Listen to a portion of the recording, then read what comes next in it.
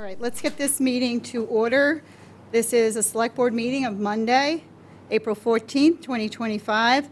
The time is 5:35. We are in the Select Board chamber, and this is a hybrid, remote, and in-person meeting. I'd like to bring this meeting to order. Do I have a second? Second. All those in favor? Lynn Fidler, aye.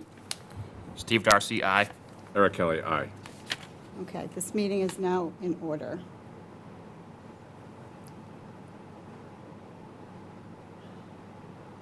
Okay, the public needs to be informed that MCM is taping this evening, so I'd appreciate you being cognizant of that. And while it is permissible for people to tape this meeting, if there's anyone else who is present who is taping the meeting, please identify yourself. And I'd ask you all to raise and recite the Pledge of Allegiance with me. I pledge allegiance To the flag of the United States of America and to the republic for which it stands, one nation, under God, indivisible, with liberty and justice for all.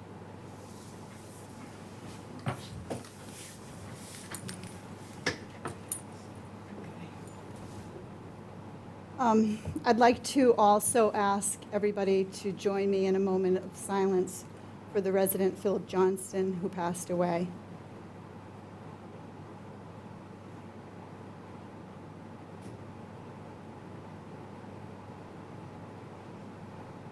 Okay, thank you. Okay, so looking quickly at the agenda, we will have an executive session at the beginning of this meeting, and we will return to open session. And then we'll have our chair's comments, and then 15 minutes of public comment, and then get to our list of action items since there are no appointments this evening. So we will begin our executive session after this motion. We have 3 matters within our executive session this evening. So the motion is, I move that the Select Board vote to enter executive session to review and approve executive session meeting minutes of the Select Board from January 1st, 2019 until the present concerning the Fire Department for potential release pursuant to Mass General Law, Chapter 30A, Section 22, G1, and further to enter executive session for the purpose of conducting collective bargaining and a request to discuss in advance of sick leave with Marshfield Firefighters Union Local 2568. And further to conduct contract discussions with non-union personnel, to wit, town administrator, and to return to open session at the conclusion of the executive session. I'd like to make that motion. Do I have a second? Second. All those in favor, Lynn Fidler, aye. Steve Darcy, aye. Eric Kelly, aye. Okay. Thank you.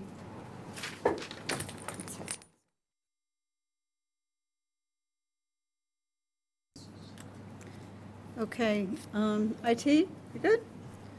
All righty. I would like to make a motion to re-enter our open session of the Select Board meeting of Monday, April 14th, 2025.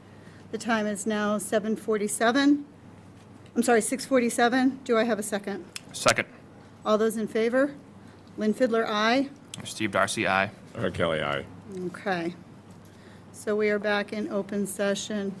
This evening, we have no appointments. However, we do have one person that signed up for public comment. So we will get to that as soon as I go through my chair comments. So this evening, I'd like to thank you all for being here, first of all, and talk a little bit about a few things that have gone on in the last couple of weeks for myself as the chair of the Select Board. So we had an age and dementia-friendly committee meeting, and the public notice was out there, and I attended that, and that was terrific for a starting point to get folks involved in the age and dementia committee, and talked about all the different things that they were working on. Ma'am, are you taping? Yes. Okay, can I just ask you just to identify yourself? No, you can't. Okay, thank That you. is not in the law, and that was an. I'm just asking. Thank you. So in addition to that, we also have a commemoration of the 250th anniversary of the British evacuation of Marshfield, and that's going to be on Patriots' Day, Monday, April 21st, 2025 at 9 a.m., and that will be at the Marshfield Town Green. And we will have a keynote speaker of Dr. Patrick Brown, which is a Plymouth Antiquarian Society, and he is going to introduce some important subjects there as well. So this evening, as many of you are aware, that we are just coming out of executive session, and we will get to that in a little bit and talk about the separation agreement. But I would like to end my chair comments because we have a lot here this evening, and we need to get to the business of the town. So I appreciate everybody being here, and we will get this started. So we have our public comment portion, and Don Clark, are you here, and would you like to speak? Sir, you have 2 minutes to speak. Don Clark, T-Rock Gardens.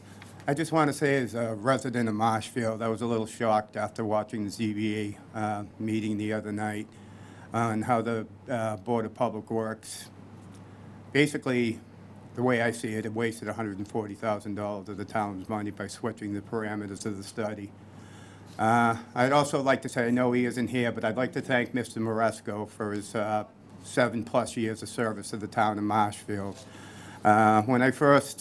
Shortly after I first moved in, me and another resident of T-Rock Garden had concerns, and Mike sat down with us, he talked to us, listened to all our concerns, and he treated us with respect, and I truly appreciate that. Thank you. Thank you, sir.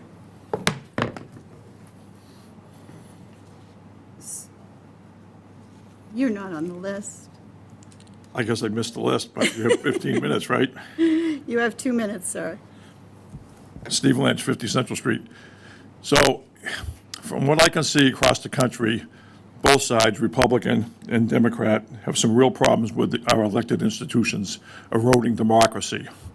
So I would like to make a suggestion that this board create a bylaw or a charter change to guarantee that every election in this town is open from 6 a.m. to 8 p.m. like it used to be, and that we have a stack of hundreds of early ballots down at the clerk's office. Every election should have early voting, not we have to sign an affidavit to say that you're not going to be in town. You should be early voting every single election.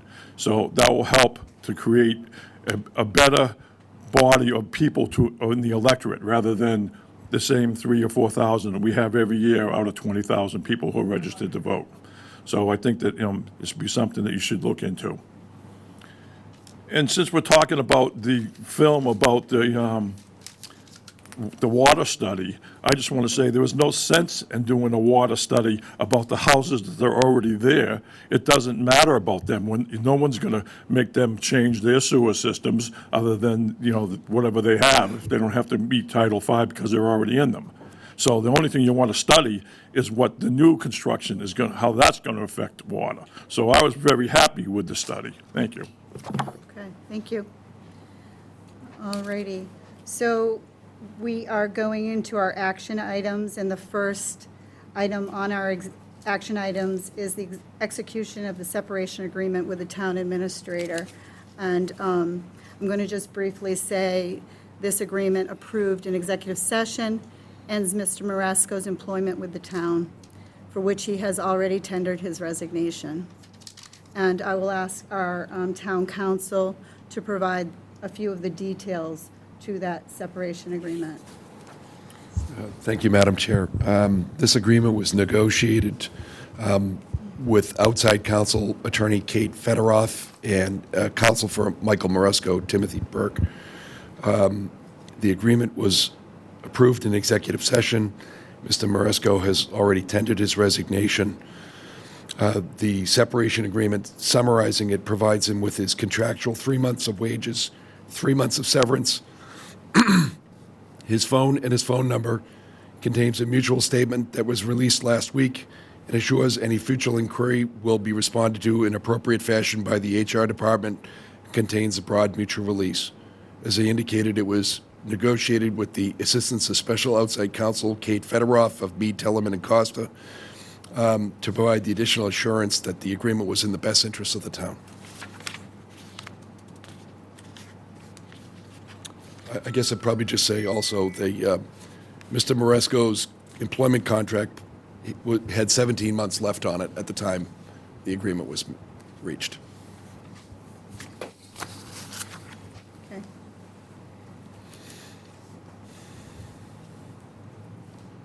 Would you like to add anything, Steve? Bob, with respect to the town's policy on like public comments on personnel matters, is what we do unique, or is it in line with what a lot of towns do, or how would you characterize it?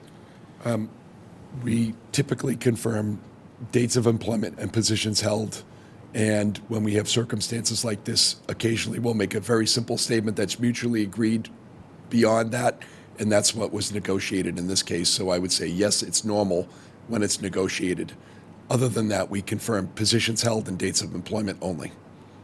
Is that something that's done out of concerns to avoid litigation? Absolutely. You don't want to disparage an employee, and by confirming their dates of employment and positions held, or something that's mutually agreed, you ensure that there will not be litigation. And, we brought in Attorney Federoff as an independent set of eyes as we kind of worked out this separation agreement. Could you talk about how she characterized it in terms of the financial aspect? Was it above, average, below what the norm is? She actually concluded that it was below average to what someone would pay with his experience, his term of office, but she didn't give us what the high range was either. It was a number that she said was on the low range. Thank you. Before I go to Eric, so we as a board are responsible for our actions.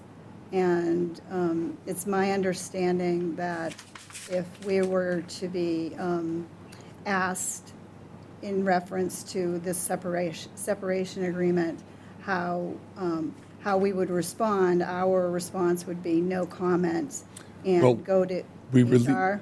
released a statement, Yes, okay, about the circumstance, and that was what was negotiated, so we say no more than that.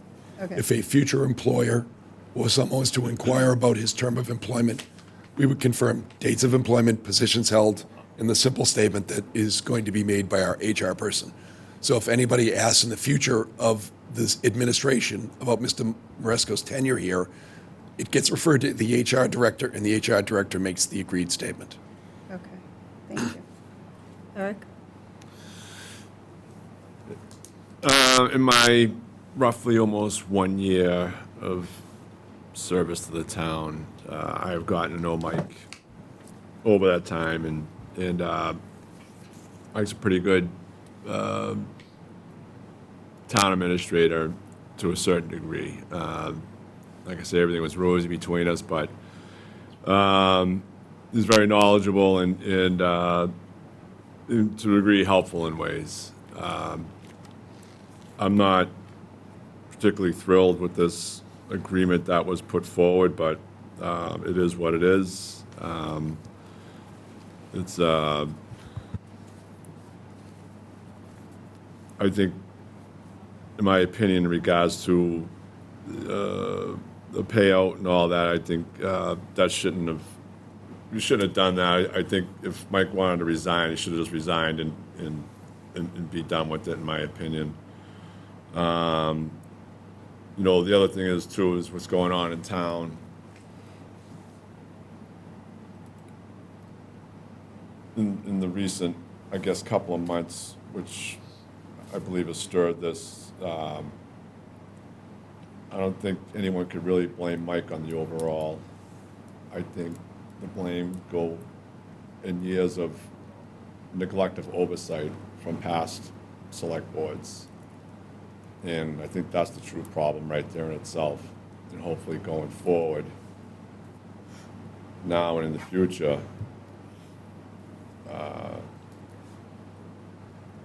the select boards at that time, the future and current future select boards hopefully will have more oversight on the town administrators and probably be more involved in regards to the matters of the town in the decision-making process, instead of just letting one person pretty much run the whole show, because I believe that's why we're in the situation that we are, and I believe that it should never happen this way. Other than that, I think I'll end it off that. Thank you. Okay. So as a member of the Select Board, I am obligated to respect the privacy of past and present employees, and we spoke about that. But the Select Board, at this time, last Wednesday, I believe it was Wednesday, we had the details of that this had happened, obviously, and began immediately to notify our town officials and department heads. And I'm very proud of this town and how they rallied around the things that needed to get done that day, the following day, and it was just a lot for this town. So I appreciate the amount of work that has gone into into just getting us to today, and we're working hour to hour, day to day, and that's where we're headed, and trying to get a path towards the future. And I appreciate and am very proud of the town's employees during this period. And I'd like to just thank Michael Moresco for his service to the town, and I'll leave it at that. So, so the actual settlement agreement was a vote of 2-1, and we will respect our previous town administrator's rights and the responsibility of the town as we move forward with this. So I appreciate you all. Madam Chair? Yes. I think a motion to approve the execution of the settlement agreement would be in order when you're done with your remarks. Yes. So I'd like to make a motion to approve the separation agreement. Do I have a second? Second. All those in favor? Lynn Fiddler, aye. Steve Darcy, aye. Laura Kelly, nay. So we have a vote of 2-1, so the separation agreement is accepted. Okay. So we are going to move on to item number 2, which is in regards to the temporary procurement officer. And as we know, this is part of the procedural things that we find very important in getting our day-to-day operations back online, and that's why this has been added to our action items. So the Select Board will likely appoint the interim TA as a temporary procurement officer, which will be for a period of 4 months under the town charter, and that is in reference to action item number 3. If not, we will look to appoint another qualified candidate. So, Bob, can you explain the responsibilities of a procurement officer to the board? Sure, the town does have to have, and I apologize because I have a little bit of a cold, but Yep. the town should have a certified procurement officer, but it doesn't require a certified procurement officer as long as somebody commits to becoming a certified procurement officer within 6 months. But you need to have somebody that is responsible for that. Mr. Moresco was responsible for it. So anything that was put out under Mr. Moresco's name and with his review and approval. So whoever we point as an interim would probably take on that role. It doesn't have to be that person. And if we end up in a period of time having a new permanent, we'll probably ask that person to be qualified as a procurement officer as a condition of employment. And that's kind of customary now with town administrators and town managers and people at that stature. You'll remember in our draft warrant, we do have the appointment of or the engagement of a procurement officer in there. Marshfield has, in any given week, probably a contract going out almost every week. The Department of Public Works has a tremendous amount of contracts. We will have a centralized procurement officer that will streamline and centralize and become, it'll be very good. Another town that I work for has a procurement officer on a full-time basis All of the contracts are the same. There's very little error when they go out because of the standardized process. The person literally becomes or is already an expert in procurement, and it'll eliminate a lot of problems that we've had in the past. Okay, thank you. So my notes happen to have a reference back to September 17th of 2024, where the department heads were all informed of the importance of a procurement Yeah. procedural type of thing going on. So they, that has to do with requisitions, purchase orders, and there's a number of reasons for the importance of that. And so it reduces the opportunity for a project and budget to be overspent or overcommitted. It provides a tracking system of committed funds in the progress of each purchase order, and it guarantees that a vendor will get paid and avoid finding alternate funding sources. Earmarks of funds to be available at the year end when invoices are received after the fiscal year end. So there are several Mass General laws that are attributed to the different things that our town needs to be needs to be concerned with: building construction contracts, public works, construction materials, design services, et cetera, et cetera. So the town has already started this process of informing their departments of how important this process is. So I just wanted to bring that to the forefront of where we are with procurements, and they've been building on this as they've gone along.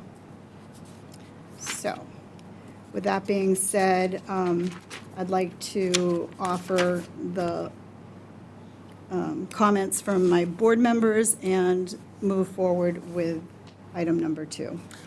I'm all set, Madam Chair. Eric? Bob, who was the procurement officer for us? Mr. Moresco. So, we put this forward at the town meeting for a procurement officer, but Mike is already the procurement officer, correct? Correct. So Mike was simplifying his job more, we could say, by hiring, by having the select board hire a procurement officer? I think he was looking to provide basically create a position that would provide a standardized procurement process for the town of Marshfield that all departments of the town, including the school department, would follow when we need to procure supplies, services, things of that nature, so that we would not have 4 different types of contracts going out with 4 different departments. Would it make his job easier? A portion of his duties and responsibilities would be delegated to the procurement officer, yes. Yeah, I mean, I look at it as that I don't understand why we need a procurement officer, in my opinion, when either the TA or the department head should be overseeing this themselves, in my opinion, but I just find it amazing that there was a push for a procurement officer, and Mike was the acting procurement officer, which he's been here for a long time, should probably have a pretty good idea of what to do. But in my Some opinion, it of would these- simplify his job if we were to hire one at roughly $90,000 a year. The one thing I would say, Mr. Kelly, is that in the towns that do use them, it seems to have resulted in less errors and a more streamlined process, both for procurement, payment, and accountability. And I agree with you, though. It is a significant money issue that the town should decide whether it feels is warranted. Yeah, I mean, with the advent of technology today, I'm just thinking that there should already be some formats out there to simplify the process and everything in regards to contracts and all that. I just find it, one is, I don't think the board itself, prior to it being submitted to the town meeting warrant, really had a major discussion on a procurement officer. And I think that's a big problem there in itself. And it's, I don't know, I'm not, Right now, I'm not, if we're taking action on this, I am not in favor of this right now. That's where I'll leave it. Thank you. So, can I just clarify? So currently, we do not have a procurement officer. Correct. So without having a procurement officer, then we have some day-to-day operational type things that are in a standstill. I see your point on that. So therefore, We did have a bunch of names thrown at us in regards to people for interim town administrator, right? That may, well, we have one individual here this evening. I've identified him in the crowd here to have a conversation with this board, and how we proceed from there will depend on how we take action. But right now, I'd like to make a point of having a TA, an interim TA, have the authority to be a procurement officer as we go forward. So whether or not that procurement officer has a threshold that we need to identify, I'd like to ask that question again, but whether or not we need to have some conditions for a possible interim TA, I'd like to get into that as well. So we definitely have, I would agree with you, we definitely have some questions to ask, and whether or not an individual, if it's an interim or whatever we're doing, whether or not it's a singular signature, or it's a signature with the current chair, whoever that may be, or how we're going to move forward, so we can have that conversation.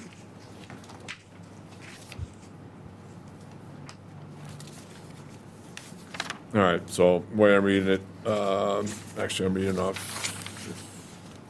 what we have here, but,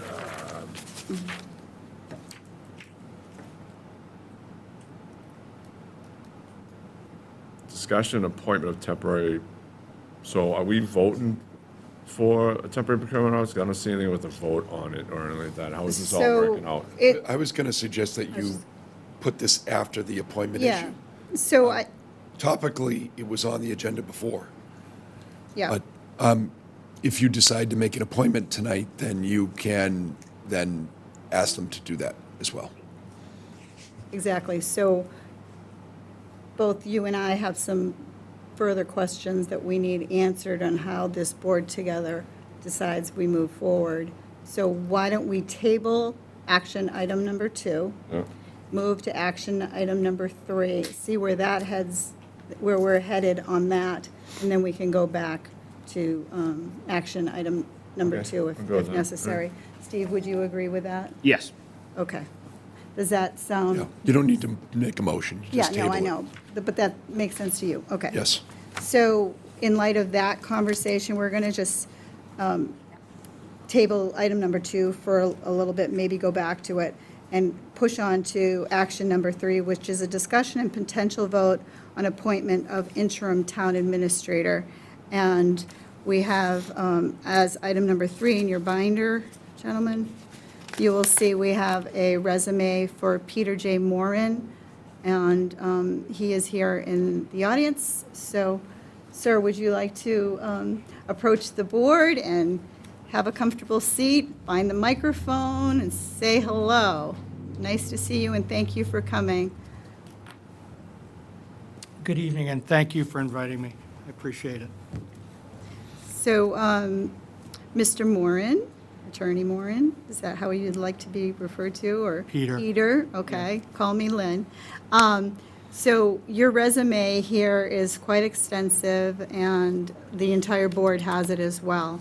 So I'm going to just go through it to save you. Sure. In case you're a humble man and you don't want to hear it coming out of your mouth, you can hear it coming out of mine. So your education is Western New England College School of Law, Juris Doctorate, 1984, George Washington University, Washington, D.C., B.A. in Political Science, 1981. You were the interim chief administrative officer for the town of Phillipston, supervised daily operation of a small town in Worcester County, population 1,900, drafted the annual town meeting warrant, worked with the Select Board and Finance Committee on the operational and capital budget, successfully applied for Community Compact Grant to enhance municipal information technology, and administered contracts for municipal paving, digital equity grant, PFAS remediation, and acquisition of a town ambulance. And that was from December of '24 to April of '25. Yes, that was an interim appointment. Yep. Thank you. And then you also had another interim appointment from July 24th to September, July of 2024 to September of 2024, and that was a consultant community paradigm town of Tisbury. And then interim town administrator, town of Holbrook, which was 10/23 to 7/24. And then we get down to when you served as administrative officer responsible for the daily operations of town government for a community of 11,000 residents. And that was with the town of Norwell, and that was from June of 2015 to December of '22. So this goes on and on. I think I'm going to stop right there and ask you to explain your role as town administrator for the town of Norwell, if you wouldn't mind, and how that could potentially impact the town of Marshfield in the state that we're in right now. Well, I was selected to be the town administrator in the town of Norwell in 2015, and I served there through January of 2023 when I retired. Being across the river, I worked very closely with Rocco Longo and then with Mike Maresco on regional issues, particularly COVID. We worked very well together in coordinating resources and public safety issues and clinics and things like that. So I'm very familiar with the issues that face communities in this area. As town administrator in Norwell, I was responsible for the day-to-day operations, negotiating all the collective bargaining agreements, procuring, doing procurement at that time. We did construction of a library, what else did we do? A new Department of Public Works or highway barn. I did the RFPs for the new town hall and the RFP for the affordable housing project using the former police station at River Street. Managing the departmental budgets.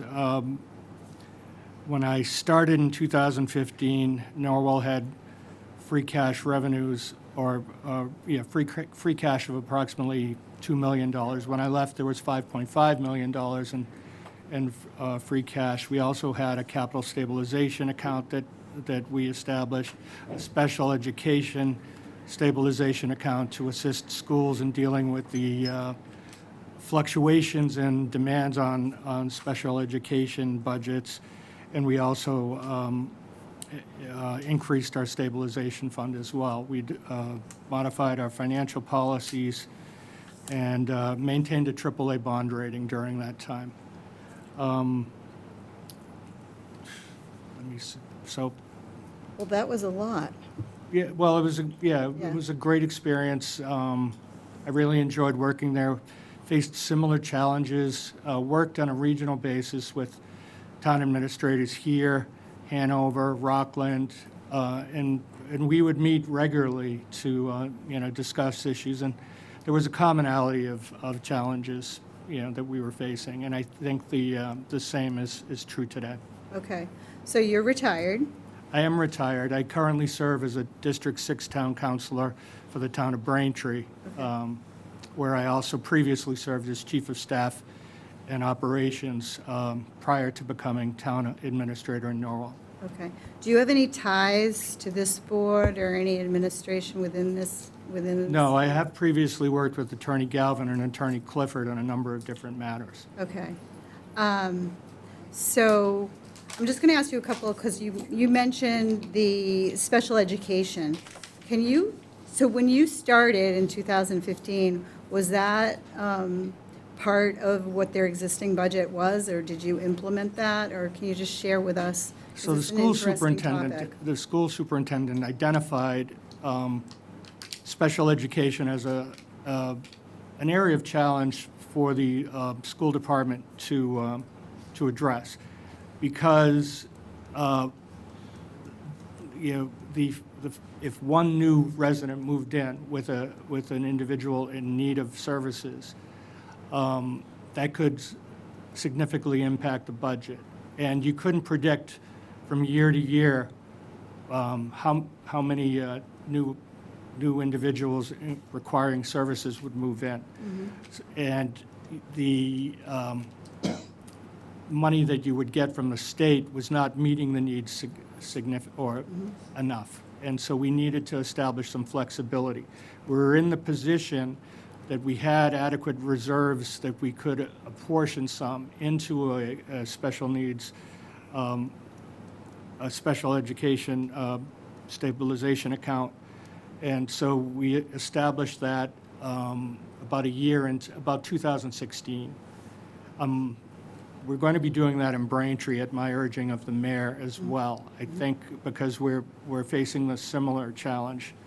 And I think what it does is it allows the municipality to smooth out the bumps that you may have, or the increases or spikes, financial spikes in the budget that a school would face, so that you'd have a resource to draw on when you hit those bumps, and then you can replenish that when things level out. So you also talked about your AAA bond rating. As everybody knows, Marshfield's AA, and part of that is the risk that we have of being so close to the water and our armament and all of that we have for our seawalls. So when you took over, were you a AAA, and how did that play into controlling your budget and your mindset going forward? We were a AAA in Norwell when I started, and it was important to maintain that for a number of reasons. I think the advantage that Norwell had, being a smaller, non-coastal community, I think that was one of the factors that gave Norwell an edge as far as AAA. Braintree was a AA community as well, and we moved it, when I was chief of staff, from AA to AA plus with a positive outlook, from AA with a negative outlook. The things that I think Marshfield does, many of the things that a AAA community does. They don't spend reserves every year to balance their budget. They do strategic planning. They manage their debt in an appropriate manner, and they invest into their debt in an appropriate manner. Their policies, from what I've seen, are similar and strong. I think one of the things that bond ratings or agencies look, unfortunately, at are demographics of the population and what disposable income is and what average income is. And so a smaller town can have a higher average income because they have fewer households on which the average is based. And so that plays into it. We were told in Braintree, which is, we're big, Braintree's bigger, 38,000, but we were told we would have to put 20% of our operational budget, an equivalent of 20% of our operational budget, into a reserve in order to meet a AAA. And that is not reasonable for a municipality these days. And I would think that they would want to see the same thing in Marshfield, and I just don't think that's tenable or prudent. So the stabilization, reserves, free cash, all of those things are part of the conversations that we're having, and we're moving into town meeting on the 28th, and we need another set of eyes to look at our budget and our line items and South Shore VOTEC and all of the things that our advisory board has taken into consideration after the select board sent it to their preview. But so based on where we stand right now, what if you were to identify, say, 3 starting points for the town of Marshfield as you coming in as an interim, what type of suggestions would you have this board and your own mindset of how best to go forward with the loss of our town administrator? Well, I think the stressors that you're facing, in Marshfield are similar to what's being faced, in the 1900 population town in Phillipston that I was in, the town of Holbrook that I worked in, and the town of Braintree as well. Major stressors are presently health insurance, pension assessments, and costs of education. Those are the 3 areas that are stressors, for every municipality that I'm familiar with currently at this time. You've got a growing retiree population. You've got a growing, the funding for schools that was provided during COVID is being winnowed away, and you've got health insurance because of the utilization of Ozempic and other drugs is driving the cost of health insurance plans up. So what I would be looking at is where we are or where Marshfield is in the current fiscal year operationally, where budgets are, where the revenues are as well, or is your new growth heading in the direction that you anticipated? Are you doing better than you were?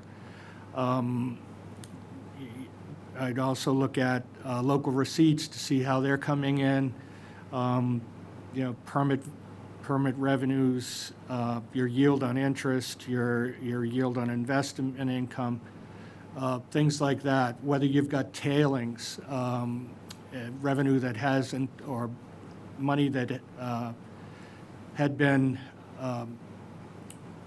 earned by or owed to people that haven't picked them up for various reasons. Have you swept those? What's your unpaid tax, property tax bills like? Where are you on those? So I would look at all of the revenue numbers, look at the expense numbers, and then look at where the challenges are, what the gaps are, and see if I could contribute some ideas about how to close them.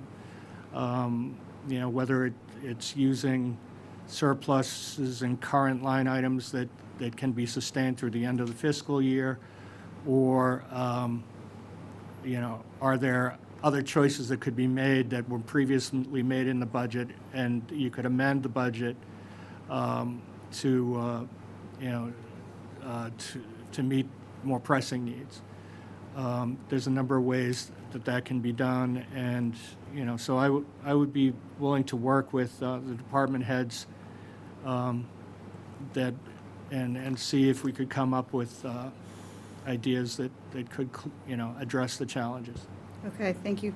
So our department head meeting is Tuesday at 10, and they have their agenda, and we are all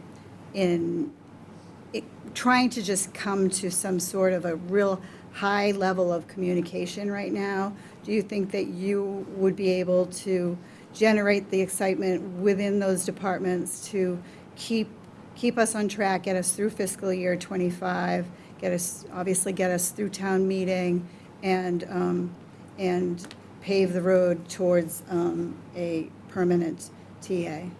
Yes, were you to choose me, I'd be available tomorrow, and I'd work through your town meeting date to get you in a position where you can have a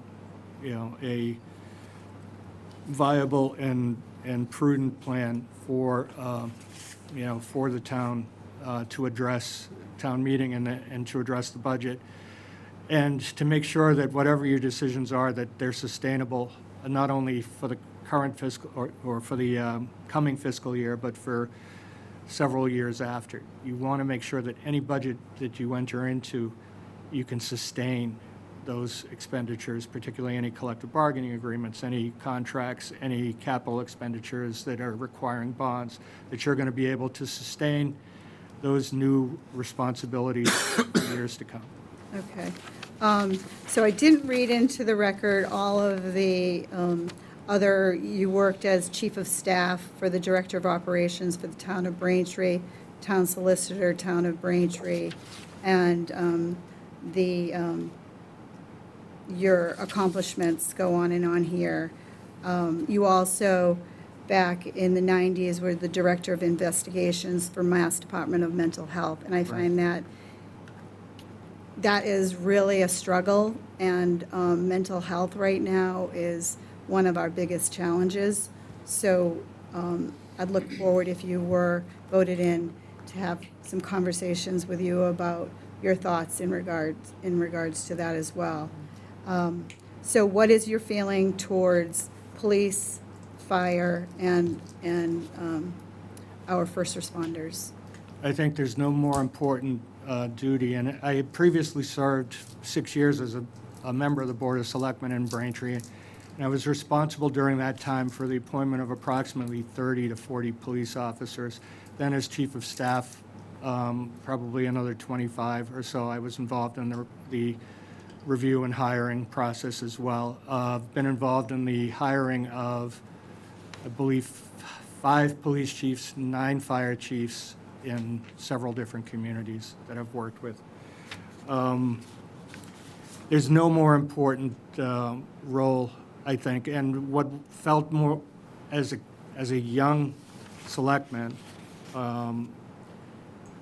the role that I took most seriously was appointing police officers, mainly because they were being given the authority to deprive an individual of liberty and use deadly force. So we wanted to make sure that the hiring of individuals, that they were of the highest character, intelligence, and motivation that you could possibly have. There's no more important role.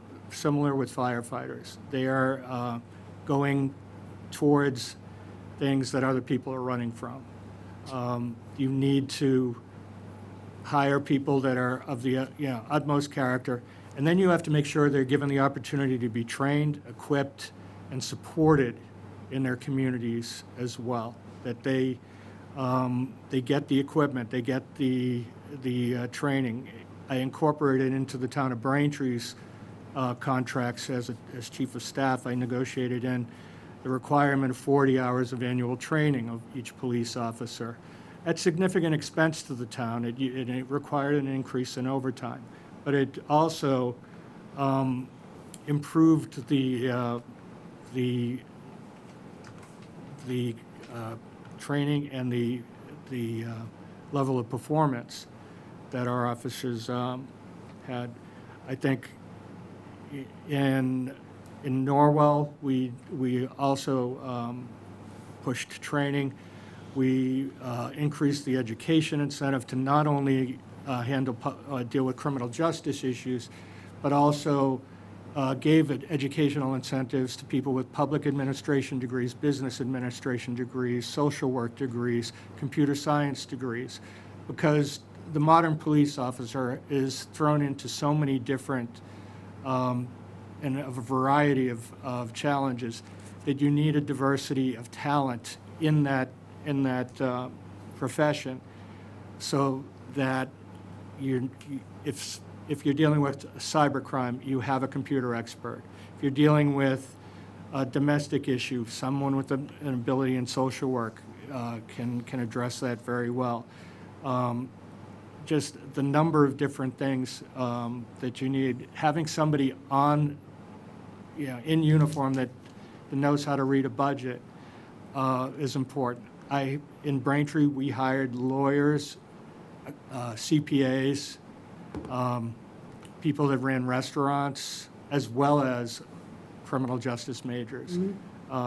We've got, a variety of experience, and I think it benefits. And we did the same in Norwell as well. Okay, thank you. So I'm going to, because I've asked you a lot of questions, and I am really appreciative of you coming down here and offering your services to the town of Marshfield.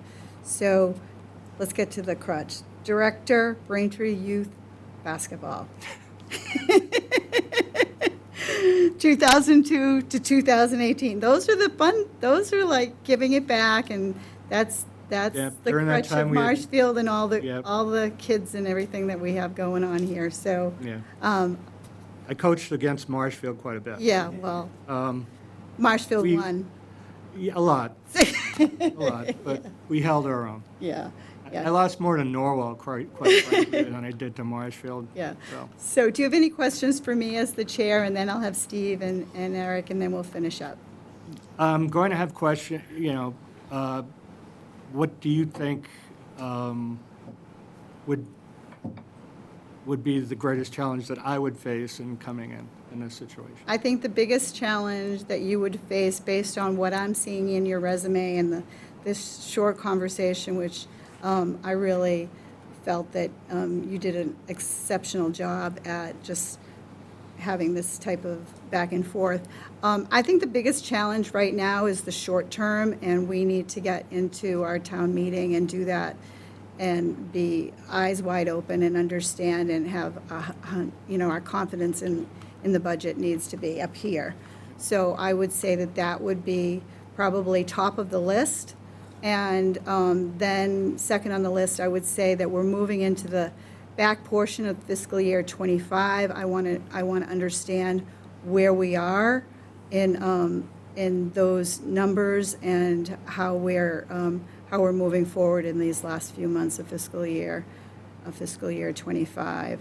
And I think that probably the third thing would be communication and making sure that you're available, because I think that if you are asked to come in as interim, you're going to need to be available. And I know you're retired, and I know that I can tell that you would be 100% available.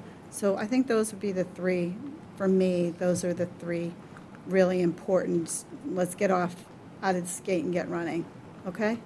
Thank you. All right, Steve. Hi, Peter. One immediate budget challenge coming up is South Shore VOTEC and the money that follows our students who go there and dealing with the budgetary impact for our school system. So could you touch on kind of what you foresee in that sense and how you would address and tackle that problem? And is that something that you think should be under the school budget or under the town budget, or what's the best way to tackle that? Thank you for your question.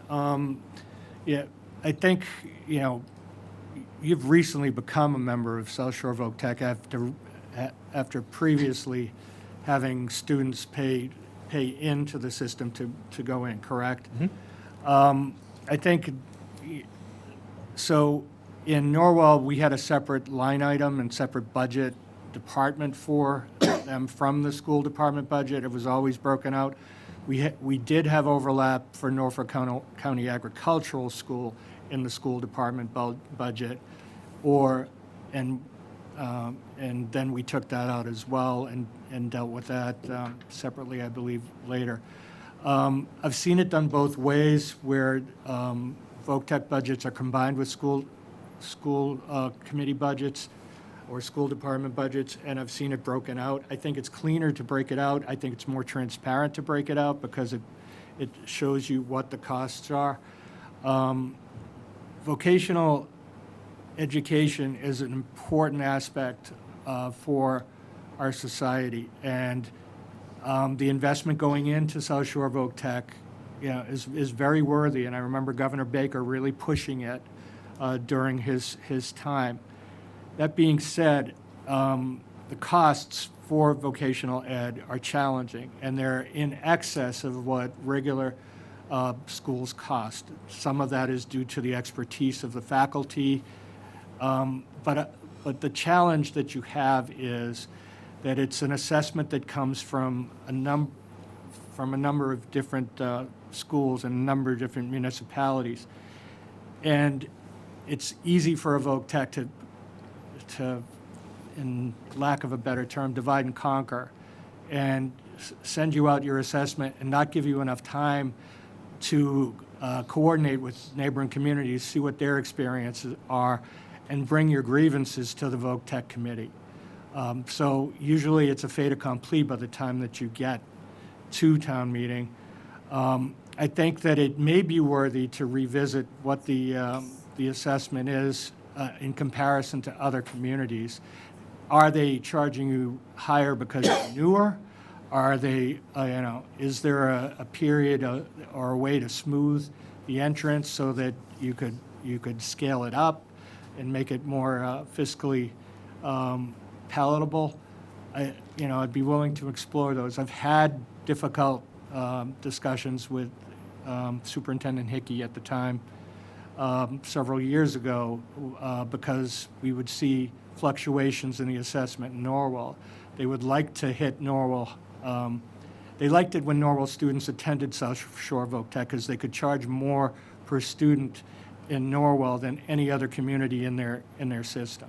And so their counts I would contest them sometimes because they would take a snapshot on October 1st, and then I'd have somebody drop out on October 15th, and it'd still be assessed the full year of that, and I wasn't happy. So I was on the radar of South Shore Voc Tech, and they were much more communicative with me, and we came to an accommodation that the count, if there were fluctuations in the count during the school year, they'd be willing to revisit it. Thank you. And I can see in your resume that when you were the town administrator in Norwell that you acted as the procurement officer among many of your responsibilities, but I just want to bundle a financial question for you. So in your career developing budgets, how hands-on and in the weeds were you? Did you lean on your financial team, like your treasurer or your accountant or finance director, or did you coordinate on an equal level? What was your approach to the budget process?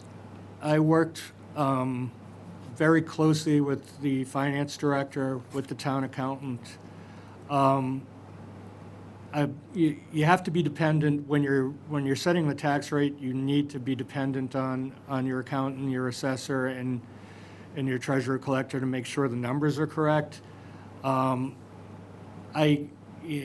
can't plug in the numbers into Munis like a treasurer collector could or an accountant, but I can read a spreadsheet and do trend analysis with anybody in a financial team. I was the one who led the calls with the bond rating agencies, with Standard & Poor's. I took the lead. I didn't say, here's my treasurer collector or finance director, they're going to explain to you. I would know the numbers, I would know the trends, and I would make the pitch to maintain the bond rating. So I wouldn't say hands-on because I would try to let the department heads do their job and put them in a position to succeed and support them rather than second-guess them. But I would look closely at trends and ask questions and try to, you implement their ideas for improvements and how best to utilize resources to address their needs and where they could spare some money and where they needed more help. Thank you. And in your professional career, you've worked in a lot of different towns, and I would assume they have varying kind of town government structures. Marshfield stands out because it's a very decentralized town government with so many independently elected boards. So in your experience, could you talk about what the value of a finance director was in Norwell and the different town government structures you've seen and the strengths and weaknesses of both? Sure. I mean, this form of government was set up several hundred years ago to diffuse the amount of power. It was in reaction to a monarchy. And so it is supposed to maximize or shared power, shared authority. And it calls for discussions, debates, civil discourse, and then consensus building. It requires the volunteer work of its citizens to work to be successful. Town meeting requires dozens of people to volunteer their time and their talent in order for it to succeed. In the town of Phillipston that I was in, they didn't have dozens of people. So the chair of the select board was also chair of the planning board. One select board member was on the ZBA. They had to get waivers of conflicts from the state all over the place. But in Norwell, we had a talent pool that really came into play at the advisory level. Having a finance director puts someone in authority over all the finance officers so that the information flow is more efficient and that everyone's rowing in the same direction so that your numbers that you're making decisions on are clear and not there's non-contention about their accuracy. There's so many different eyes on them. So it's important to have a strong financial team that works together and provides information in a timely manner so that informed decisions can be made by the select board and the town meeting. Thank you. All set. Eric? Thanks for coming, Mr. Moran.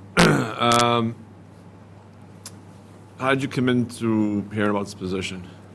I heard from Attorney Galvin. He asked me if I was still engaged in Phillipston, and I had just finished up on Tuesday. They appointed a new town administrator the prior Wednesday, and I was just finishing up. And I believe you mentioned that you also had a relationship with Attorney Clifford. Yes, when Attorney Clifford was working with Rockland and Marshfield, we were all in Mayflower Health Insurance, the Mayflower Health Insurance Organization. We weren't happy with, I was on the finance committee of Mayflower, was not happy with the financial decisions that were being made, and similarly, several other towns weren't as well. And Attorney Clifford was working with those towns, with several other towns, and town administrators from those communities met, and several of us decided to leave Mayflower. I moved Norwell into the MIA, the Mass Interlocal Insurance Agency, resulting in us saving millions of dollars over the course of several years. So that's really where I got to know Attorney Clifford. Can you explain more about the Meyer Insurance? So I should say, not to cut, but between that and Mayflower, I mean, So at the time, when I was in Braintree was self-insured, and we weren't in any joint purchasing group, and employees paid a higher percentage of their premiums than they do down here in communities on the South Shore. So we paid more for insurance in Braintree. Employees paid more for insurance in Braintree than folks down in Mayflower. And Norwell at the time was managed by Jim Boudreau, who's now managing in Situate, and he used to brag about how, cheaper it was in Mayflower. When I got down to Norwell and succeeded him as town administrator, the first year, Mayflower went up 15% in their premium cost. In the second year, they went up 11% in their premium cost. That increase, in my view, was unsustainable for a community the size of Norwell.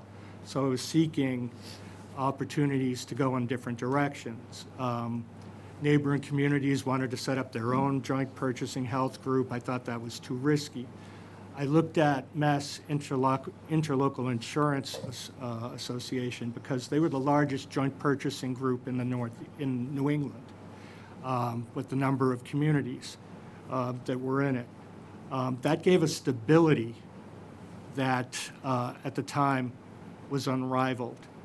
And so the key was whether or not the town of Norwell's utilization rate for insurance purposes would meet Maya's criteria. And thankfully it did. We were at about 74%, and they were taking in communities under 80% at the time. And that means we had a premium surplus of about 23%, 24%, 25% in those years. So they let us join. Our first year in Maya, our increase was 4%. It went down to 2%. It went down to 1%. They gave us premium holidays during COVID, where we weren't charged for some months to help us get through. So now, on the other hand, unfortunately, Maya's averaging about 14% increase because of the utilization of new medications more frequently in their patient groups. So, but during the time from the 2016 or 2017 to 2023, it was a very fruitful relationship between the town and Maya. So is Maya a private or a state-run organization? It's not state-run, it's a private group it's a quasi-public because it's all municipal governments that belong, or municipal or governmental agencies that belong. There's some fire districts, there's some water and sewer districts, but mainly communities throughout Massachusetts are the groups. So you joined Maya because Mayflower's premiums were going up excessively, in your opinion? Yeah, at that time they were. But what are you saying, that you're seeing Maya doing the same thing now, or? Yeah, I don't think any joint purchasing group is avoiding the increases in utilization of some pretty expensive medications. So medications is the driver. Would you say medications are the overall expensive healthcare is the driving force with the big increases for it? What insurance companies or what insurers have been telling me in my meetings with them, it's medications, mental health treatment, medications related to mental health treatment. Those are putting stressors on insurance. Utilization is putting stresses on insurance companies.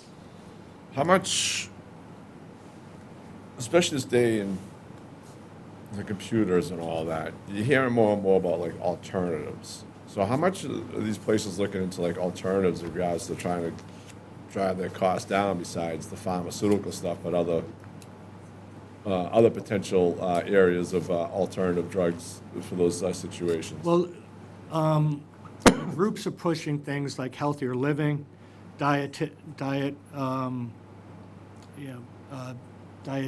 on staff, healthier menus, encouraging walking, exercise, yoga, giving benefits for joining gyms and utilizing gyms, really encouraging healthy lifestyles,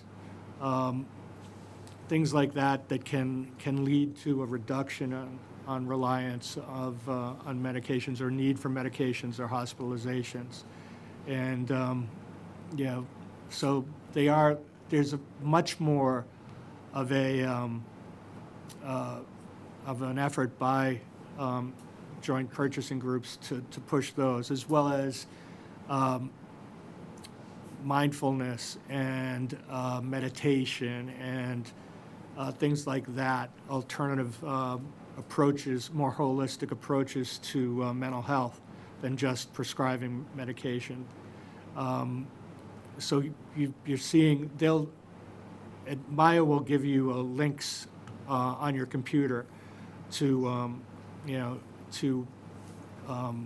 various websites that will assist you with those things. Additionally, there's telemedicine, that where you can, rather than having an in-person appointment, you can meet online with a therapist and reduce costs that way as well. So they're looking at different ways than just, take two and call me in the morning to address problems. And I think there has to be an acknowledgement that healthy lifestyle is an important thing to encourage amongst your employees and your insured, as well as, prescription medication.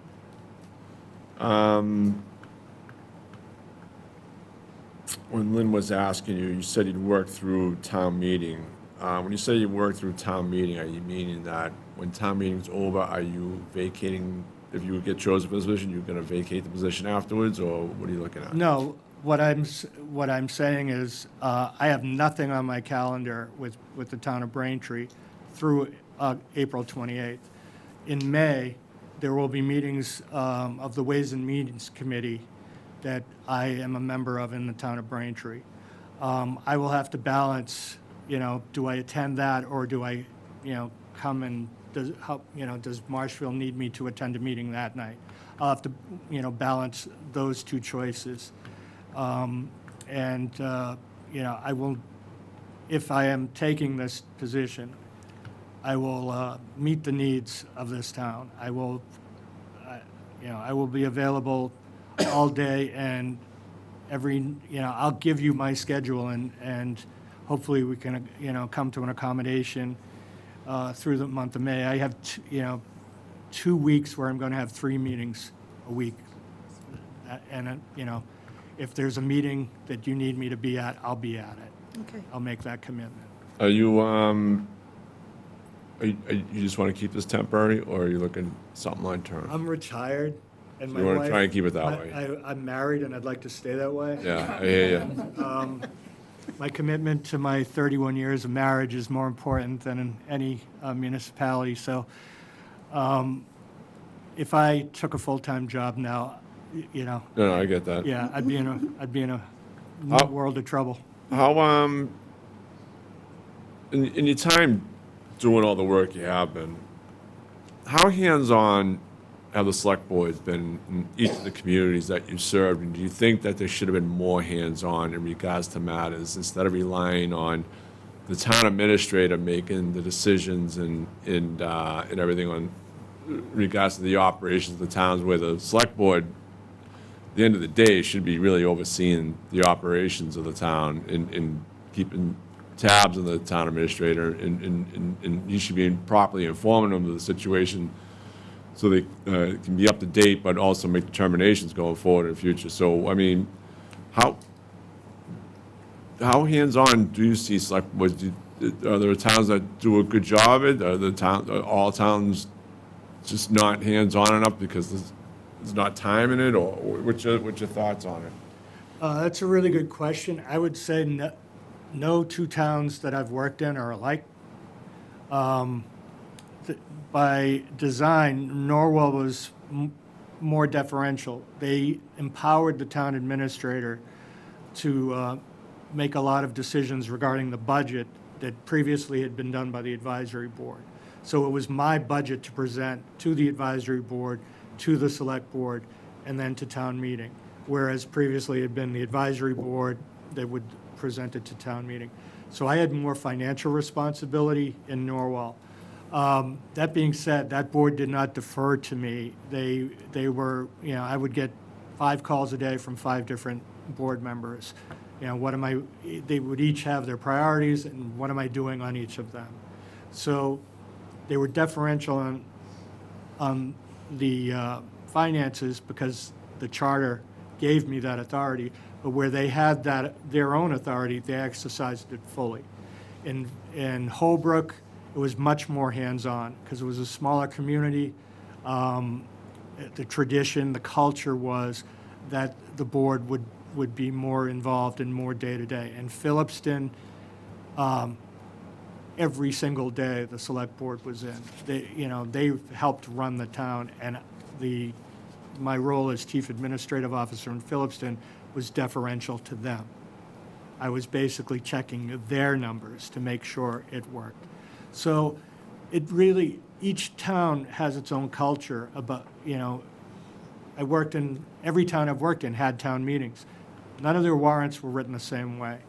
The articles would be written in a certain way, but the language would be different. And some would, as we just previously discussed, voc tech would be in a school budget in some, whereas it would be broken out in others. Some towns buy their police cars in operational budgets. Some do it through a capital purchase. There's a variety of different ways. I think there has to be a symbiosis or just a good interrelationship between the full-time individual that you hire as town administrator and the board. That the board provides direction and oversight, and that and strategic vision as well, that is informed by the town administrator, but when the decision is made, the town administrator executes the decisions made by the board and carries those out. So it's a partnership, but both parties have to respect the roles of the elected board that provides the strategic vision and the town administrator that carries out their role under the charter and their role in the vision of the board as it's articulated. Yeah, so I'm under the impression you're saying is that the town administrator should be going first to the select board before making any decisions if it's necessary. And then whatever they say, then he could proceed forward after that, right?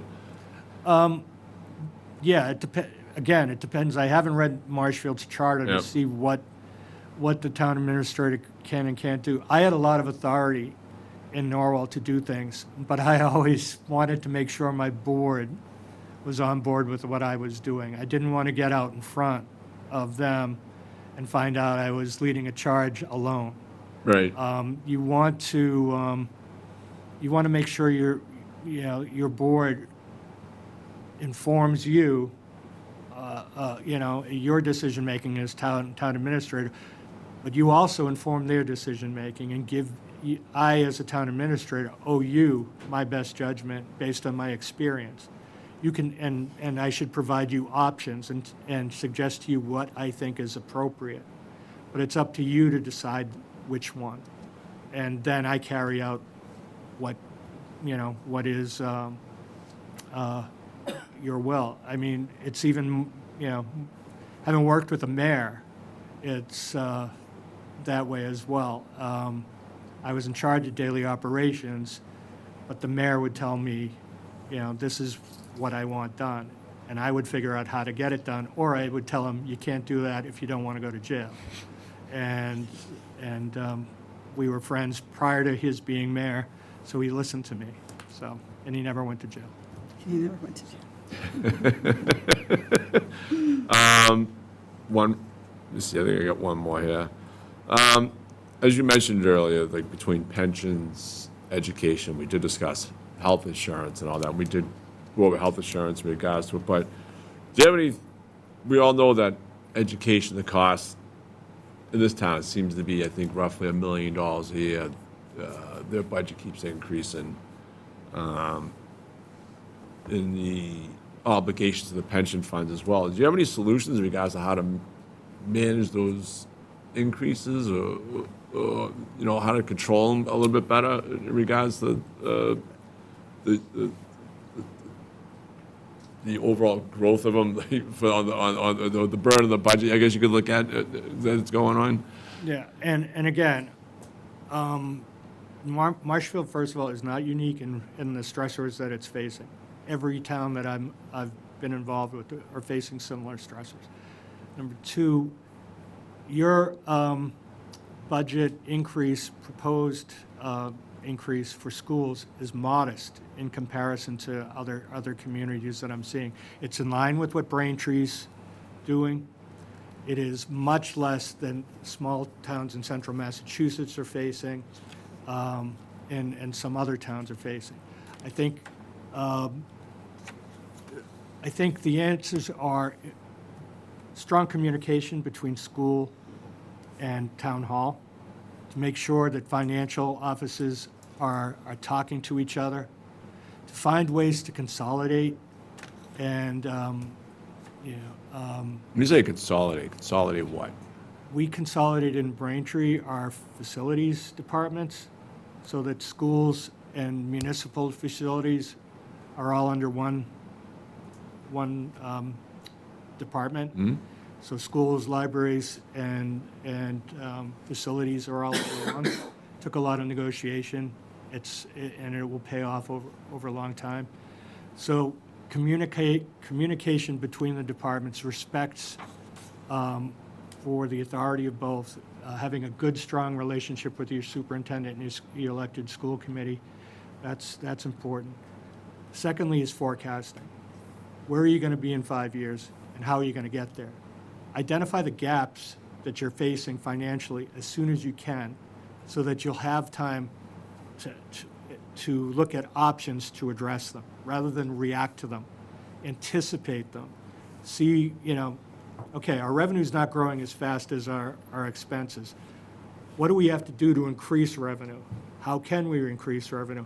What's the impact on the quality of life in the community, the adverse impact of growing revenue through increased development? Are we willing to make that sacrifice? If not, what services are we willing to reduce? Or how do we consolidate so we don't have to reduce services? How can we reduce costs in delivery? Identifying what the increases are. What's your school population going to be in 5 years? Is it growing? Is it reducing? Are you able to reduce staff in proportion to the reduction in number of students? Are there ways to do that? So that you can plan strategically for where you're going to be in 5 years, so you're not caught by surprise in the coming year. You know what your gap is, and you plan for it accordingly. So, I know you're only temporary, but I think what you're saying here lays a pretty good blueprint out of what we might be looking for as somebody on a permanent basis, depending on where we go. So, especially with the schools. So, do you think the town administrator should have a more, well, even the select board, I would say, should have a more hands-on role in regards to how the schools are operating? I mean, they can't, I would technically, I guess, have any input in how to operate them, but to have more oversight in regards to how they're running their operations. Well, I wouldn't say hands-on, and I wouldn't say oversight. I would say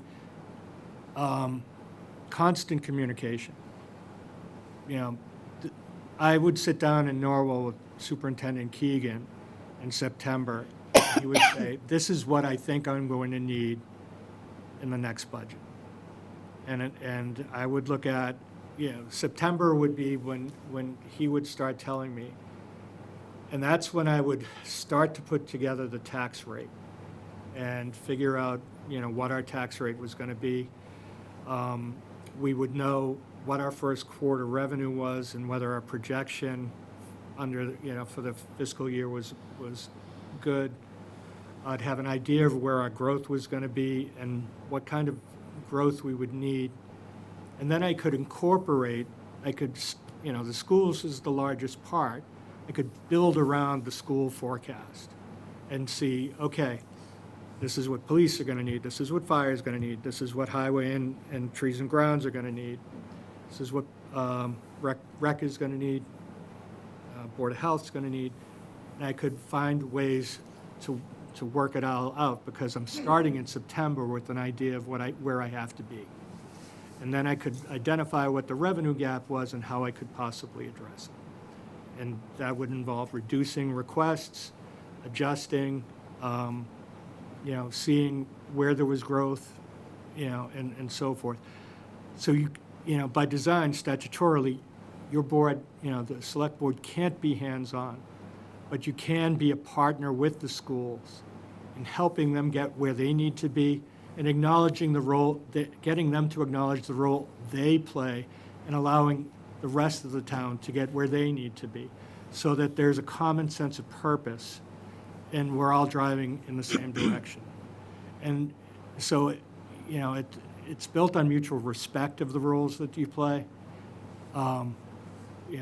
Identifying problem issues and finding a way to work together. And, and just everyone performs their roles. Everyone, like Belichick says, do your job, and then you get to the winning result. You just do your job as best as you can, but you respect the role of the other person and try to get to that goal of excellence and delivery of services that everyone wants. All right, I think that's it. I appreciate it. Okay, thank you. So that was very informative. You seem to have set the stage for your personal impact on the town. And before we go any further, I'd just like to ask town council for his opinions on where we should move from here, because I think that we're all on the same page, but we'll see when we go to move forward with this. So Bob, the charter itself has some specifics to it. Can you, I already mentioned it to you, but can you share those with the board? The charter, the charter has a limit of 4 months for an interim town administrator. So you wouldn't be appointing Mr. Moran for a period to exceed 4 months. I think we'll be coming back very shortly with a recommendation for you all to consider regarding how to find a permanent town administrator. And I think if a permanent town administrator was hired before that 4 months, I think you would probably want to move in that direction as soon as that person was available. So, Mr. Moran, I know how the temporary or interim town administrators work, because I worked with an interim in Norwell before, after Mr. Boudreau left, Mr. Heckenbleckner. They work typically 25 to 30 hours a week, but that actually works on an interim basis. They get paid an hourly rate between $75 and $100, which is what Mr. Moran's rate would be. They're accessible all the time, but they don't have to be here 24/7, and that's what you expect with an interim. We need an interim right now. We do. Because we have town meeting coming up. We need someone to review the budget articles for town meeting, review the proposed funding solutions to make sure that the South Shore vocational technical cost for fiscal year '26 is included and funded appropriately. We need to make sure that what we're asking town meeting to do in terms of a vote is proper, and we need some interim management on a daily basis of the town until we obtain a successor. I think Mr. Moran checks those boxes off. I do know Mr. Moran because I work with him in Norwell. I know he's a man of integrity and experience. I think he looks like he's demonstrated that in some of your questions tonight. These are not easy positions to fill, and I think we're lucky to be able to find someone with his experience this quickly. There were 2 other individuals that reached out to me. One is employed somewhere else. One is finishing a term as an interim. Both of the other individuals, whose names I won't give out tonight, are looking for potential permanent placement here in Marshfield. And what I think is particularly attractive about Mr. Moran to us right now is he's not looking for a full-time job.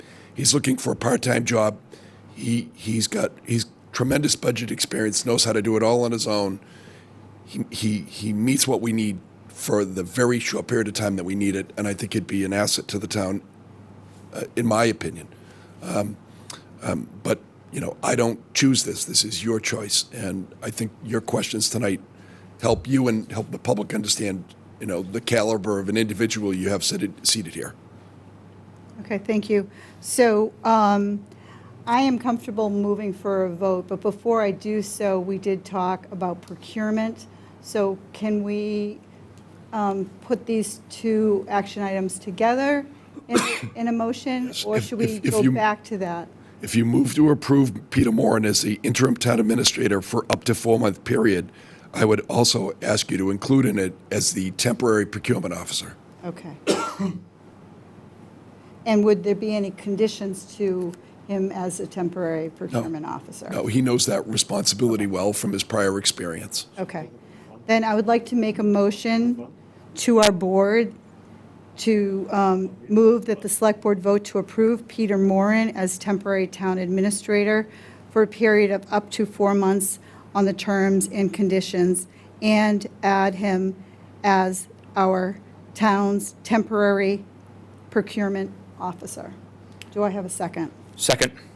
All those in favor? You can have discussion before you have, Would you- and Mr. Kelly has a question. Oh, I didn't, That's all right. I thought- Do we have a terms and conditions set forth at the moment? So the proposal is to work 25 to 30 hours a week at an hourly rate of either $75 or $100, and Mr. Moran is, warrants either of those numbers on an hourly Is basis. there anything else that we need to add in? We wouldn't be paying him any other benefits. He's a retiree. But what So about his functionality and all that and everything? He would basically fulfill the responsibilities of the town administrator under the charter. Okay. And if you all get together next week and you see something else that you'd like him to do, you can certainly ask Mr. Moran to do that as well, and I'm sure he'd accommodate. So when you say get together next week, what do you mean? Well, you could have another special meeting, or you're going to have a meeting before town meeting on the 28th. If there's something else you'd like Mr. Moran to do that's beyond the charter, I think Mr. Moran, because he's been involved in that world of permanent town administrators, you might want his advice as to what Marshfield should do to find a permanent successor. No, I mean, I get that. I mean, there's one thing I'm thinking of, especially in regards to his experience and expertise, that what I'm hearing and all that, is that I would like for him to do is my board members are agreeable, is that before he steps away from the position in a couple of months, he recommends the goals of what the select board should be doing in the town going forward and all that and everything. So you'd like him, as he works here with us, to make an observation about any recommendations he might have regarding the interaction between selectman and town administrator, or Just the operations of the town. I'd be happy to do an exit memo or whatever you Yeah. want that incorporates my recommendations. I did one for Holbrook. Yeah, I'd be happy to do it. I appreciate that. So if you don't mind, so in addition to that, our town administrator had given us every select board meeting a synopsis of what he'd been working on in the previous 2 weeks. So we were Sure. all on the same page. Would you also be willing to do that as well? Sure, To keep absolutely. the public and the select board Yep. Absolutely. in the loop, so, okay. So are you all set? So I already made the motion. Do I have a second? Second. All those in favor? Lynn Fiddler, aye. Steve Darcy, aye. Eric Kelly, aye. Okay, well, welcome. I'm going to get up and shake your hand.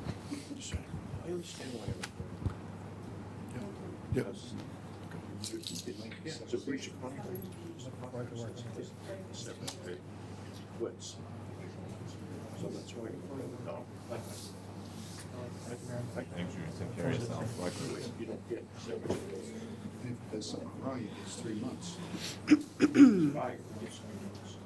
he did get 5 signs, that's supposed to get, that's why we're voting on. Thank you, I Thank appreciate you. Take it. care of yourself. Look forward to seeing you. So moving right along, I would have voted. Yeah, that makes sense. No, I agree.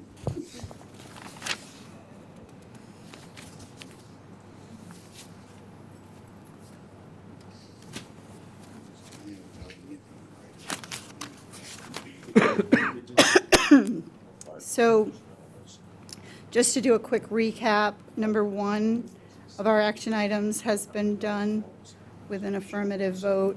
Number 2 was joined in with action item number 3. So that number 2 was a discussion and appointment of a temporary procurement officer, and that was added into the motion of action item number 3.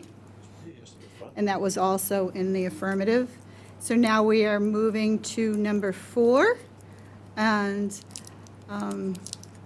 we are here on number 4 to a discussion and vote on new and returning seasonal beach hires. Marshfield beaches. So this means summer is approaching. It does. Yes. Thank you for your time. Please introduce yourself. I'm Lieutenant Sullivan with the Police Department. We oversee the beaches. We're just under 6 weeks from Memorial Day. We're very excited to kick off, weather depending. And we have a great crop of returning employees. And Cindy Castro, the beach commissioner, and I just got done with our interviews for a bunch of potential new ones. Excellent. So you have lifeguards, and I am going to read their names. Sure. So we have, over the past weeks, in conjunction with the Beach Commissioner Cindy Castro, you've conducted interviews, and applicants came in for face-to-face Zoom interviews.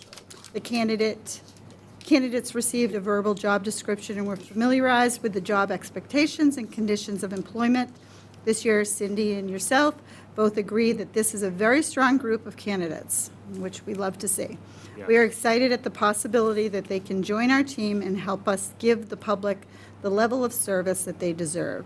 After interviewing the candidates for lifeguards, beach parking attendants, and snack bar staff, the following are our recommendations for seasonal employment as new hires. So the lifeguards are as follows: Kevin Murphy, Colton Bradley, Ava Charlebois, Jack Laporte, Giselsa Severa, Sienna Bossi, Abigail Perry, Lila Mass, Declan Fitzgerald, Brendan Kazook, Anna McNeely, Victor Lima, and Jason O'Keefe. Under parking and snack bar and work crew, we have Joseph Merrick, Matthew Garland, William Devine, Jake Brilliant, Delaney O'Neill, Norrin Curran, Elise Hardenberg, Gavin Fahey, and Gavin O'Donohue.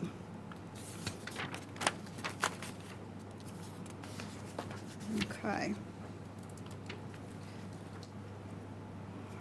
The following names are requests to have rehired for this summer. These would be the returning people. These are your returning. All of these young men and women have worked at least one summer with us and have demonstrated good work performance, responsibility, and interpersonal relations throughout their tenure with us. Cindy Castro and I feel, and yourself actually feel that having these potential hires will make our summer operations run efficiently for the summer of 2025. Lifeguards, these are from last year. Charlie Simpson, Mackenzie Murphy, Joseph Siaka, Brendan Hanlon, Jackson Hennihan, Samuel Holt, Riley McNeely, Kaylee Crossman, Anthony Melander, and Carol Leahy. On the parking, snack bar, and supervisor's side, we have James Murphy, Brendan White, Nathan O'Brien, Liam Cronin, Joseph Corbo, Emin Hume, Gwen Bridges, Jack McSorley, Elias Horn, Blake Horn, Abigail Dowling, Theodore Devoy, Nathan Zimmer, Ali Ferris, Maria Ramos, Jack Ferris, Matthew Bilodeau, Aiden Clarity, Deborah Sullivan, Daniel Stack, and Amanda White. And then you have provided their information and the schools they attend and all of that. Yep, just some background info. Yes, so thank you for doing that as well. A lot of very impressive schools in here. Okay, is there anything you'd like to add?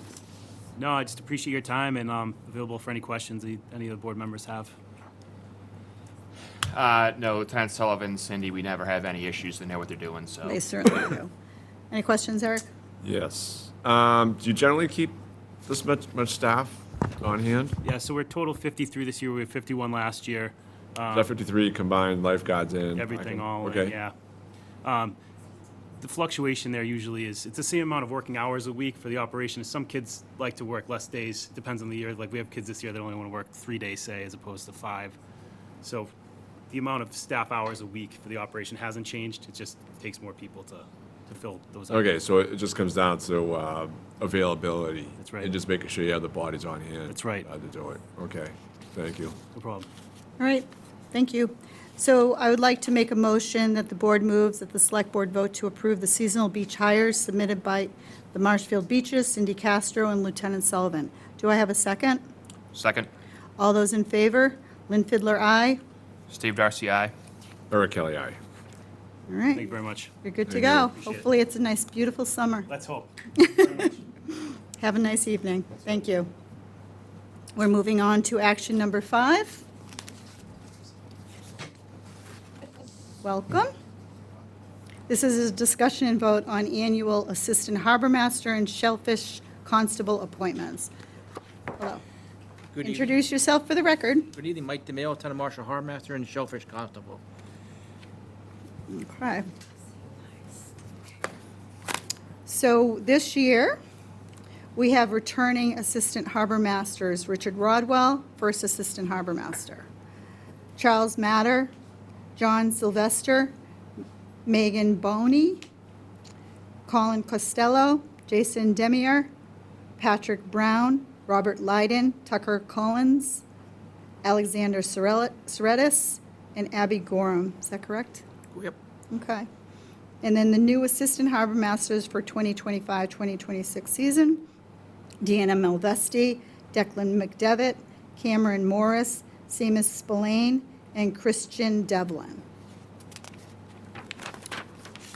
Assistant Shellfish Constables, Richard Rodwell, Charles Matter, Michael Beers, and he's a Situate Harbor Master First Assistant. Is that correct? Yes. So since it says shellfish, what's going on? When does that start? The shellfishing beds are open now until May 31st currently in the North and South Rivers. Okay. All right. Any questions, Steve? No, same thing as beach hires, good people every year, never any issues. Mike knows what he's doing.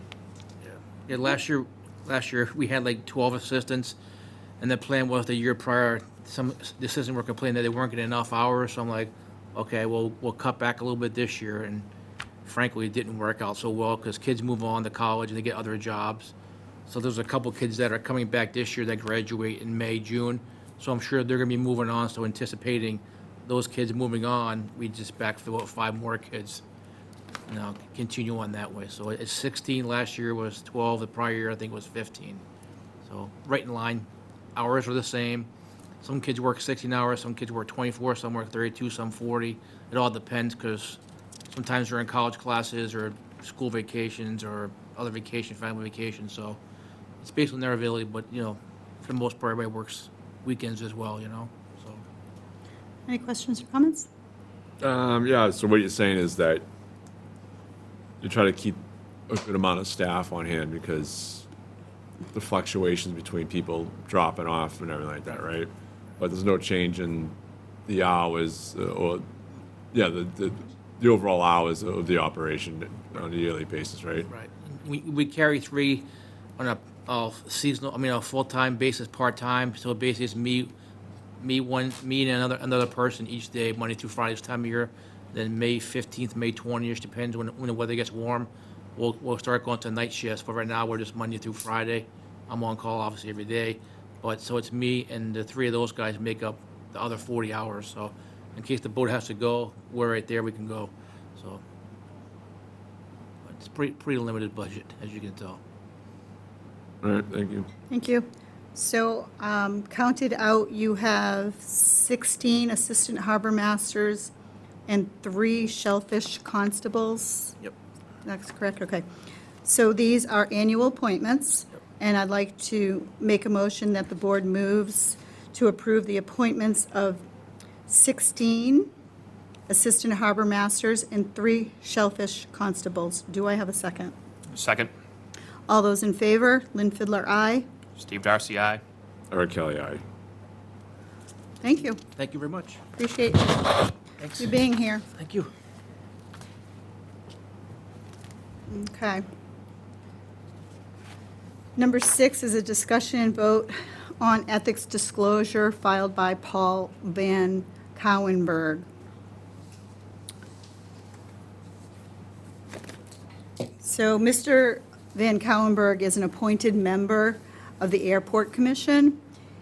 He is filing an ethics disclosure based on advice of town council as he is purchasing or possibly purchasing a hangar at the airport. The Airport Commission statute actually favors at least one member of a municipal airport commission being a pilot or engaged in aviation business. Under general law, Chapter 268A, Section 19, an appointed official is required to disclose any financial interest in a matter and obtain his or her appointing authority's approval, which is the select board in this case, that a financial interest is not so substantial as to be deemed likely to affect the integrity of the services that the town may expect from a municipal employee. So the select board can favorably approve this disclosure and agree that the financial interest is not so substantial to affect the integrity of the services you expect, or we expect. Okay. So you'll see the disclosure as required by general law, Chapter 268A, Section 23B3, and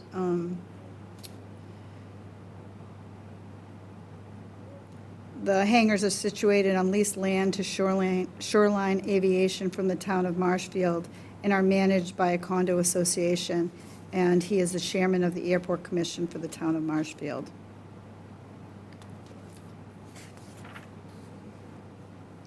As part of the Airport Commission, it is conceivable that at some point a vote may come up involving the hangar buildings, and if this would take place, the response is from Paul Van Cowenberg that he would recuse himself from the vote. Okay. And then there's a disclosure by non-elected municipal employee of the financial interest and determination by appointing authority as required by general law, Chapter 268, Section 19. And this identifies particular matters. And it says, I'm looking to purchase an airplane hangar at the Marshfield Airport of an approximate cost of $60,000. And he's aware that past Marshfield Commission members have owned hangars, as do commission members at other airports, but wanted to be transparent and confirm it is acceptable to pursue a hangar purchase. Okay, I think that's it. Steve, any questions? No, you covered all of it. Okay. Eric, any questions? I do. Do we know of any other members on the commission that own hangars currently? I am not aware. I want to say somewhere in the paperwork he sent us, he said that none of the other current members do, but I know that members in the past have, but. Yeah, I know it states that, but you said the past, I wasn't too sure where we stood right now with current members. I want to say that somewhere in here, he said that no one currently on the commission does own a hangar. Okay, so he'd be the only one. I believe so. Okay, all right. Okay. So I'd like to move forward with a motion. The board moves that the select board vote to approve this disclosure by Mr. Van Cowenberg and agree that the financial interest in this hangar is not so substantial to affect the integrity of the services you expect from him as an airport commissioner. Do I have a second? Second, All those in favor, Lynn Fidler, aye. Steve Darcy, aye. Eric Kelly, aye. So moving on to item number 7, which is Adelaide Way, and this is in reference to lot number 1, and this is a gift.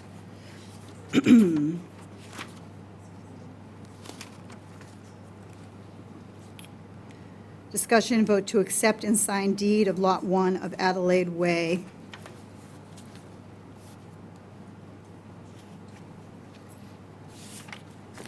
So you'll see the quick claim deed here by Titan Premier Homes, a Massachusetts corporation with principal place of business of 30 Acorn Lane, Pembroke. And this is in consideration of $1 and pursuant to the terms of a certificate of action issued by the Marshfield Planning Board dated February 5th, 25, and recorded in the Plymouth County Registry of Deeds in books 59785, page 202, which grants the town of Marshfield a municipal corporation at 870 Marine Street, Marshfield, Mass., under the care and custody of the town of Marshfield Conservation Commission. I'm going to just abbreviate the rest. Certain parcel of land shown as Lot 1 on a plan of land entitled Adelaide Webster Street, Marshfield, Mass. Of a definitive subdivision K05-01-06F, K04-02-60, K04-02-61, and K04-02-62, dated March 28th, 2014, revised May 15th, 2014, revised July 28th, 2014, sheets 9, 10, 13, 14, revised September 4th, 2014, sheets 8 through 12, 17, and 18, revised October 15th, 2014, sheets 8 and 10, said plan recorded in the Plymouth County Registry of Deeds and Plan Book 59, page 594.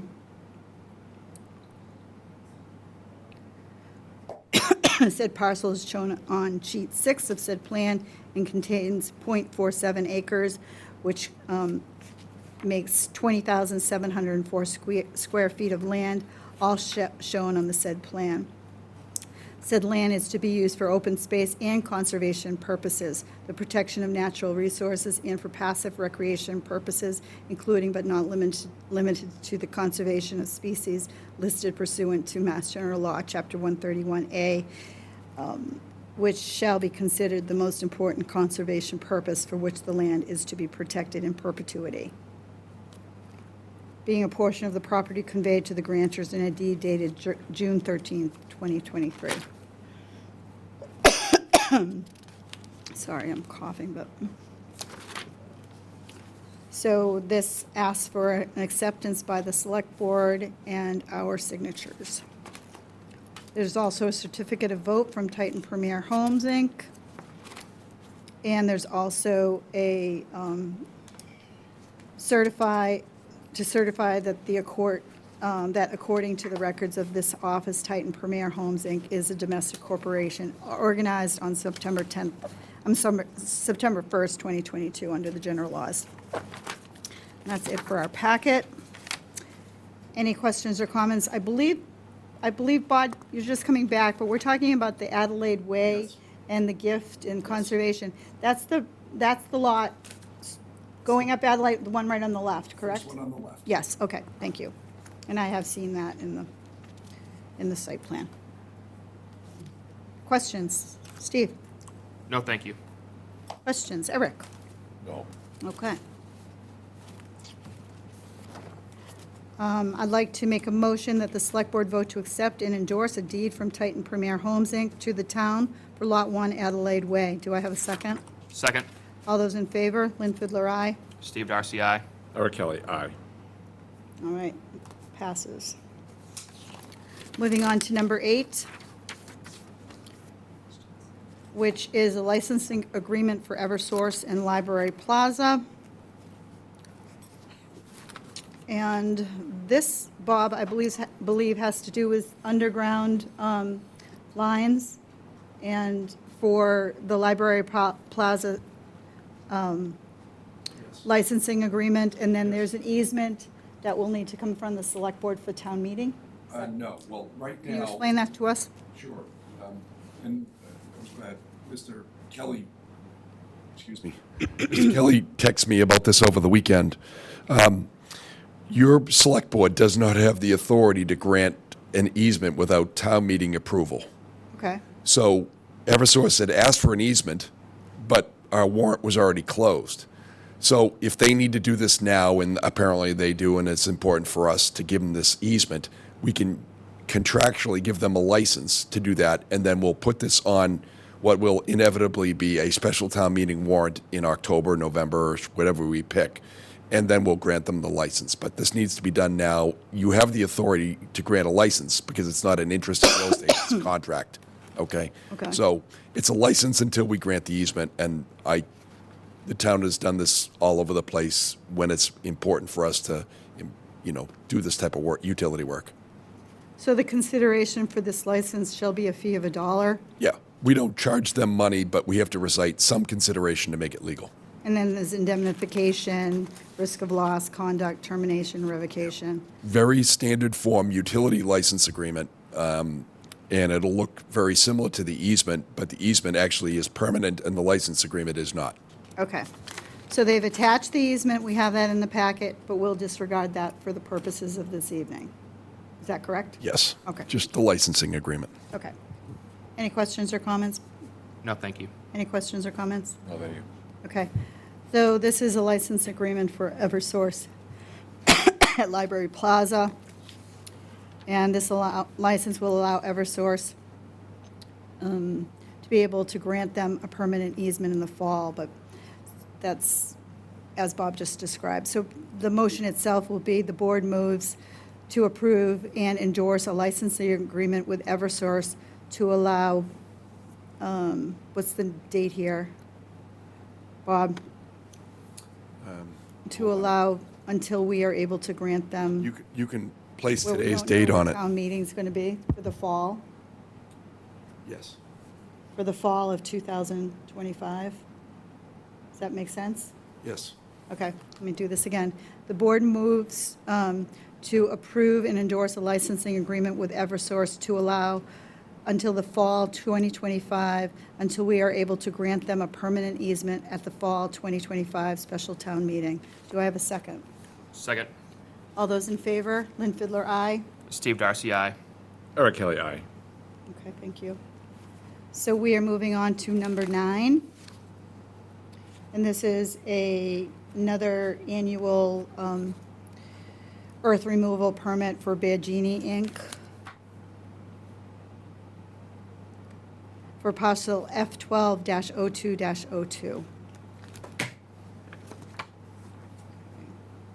I did last year fill out a disclosure on this, but I have had no interaction in any capacity in the last year on this, and I'll just let you all know that.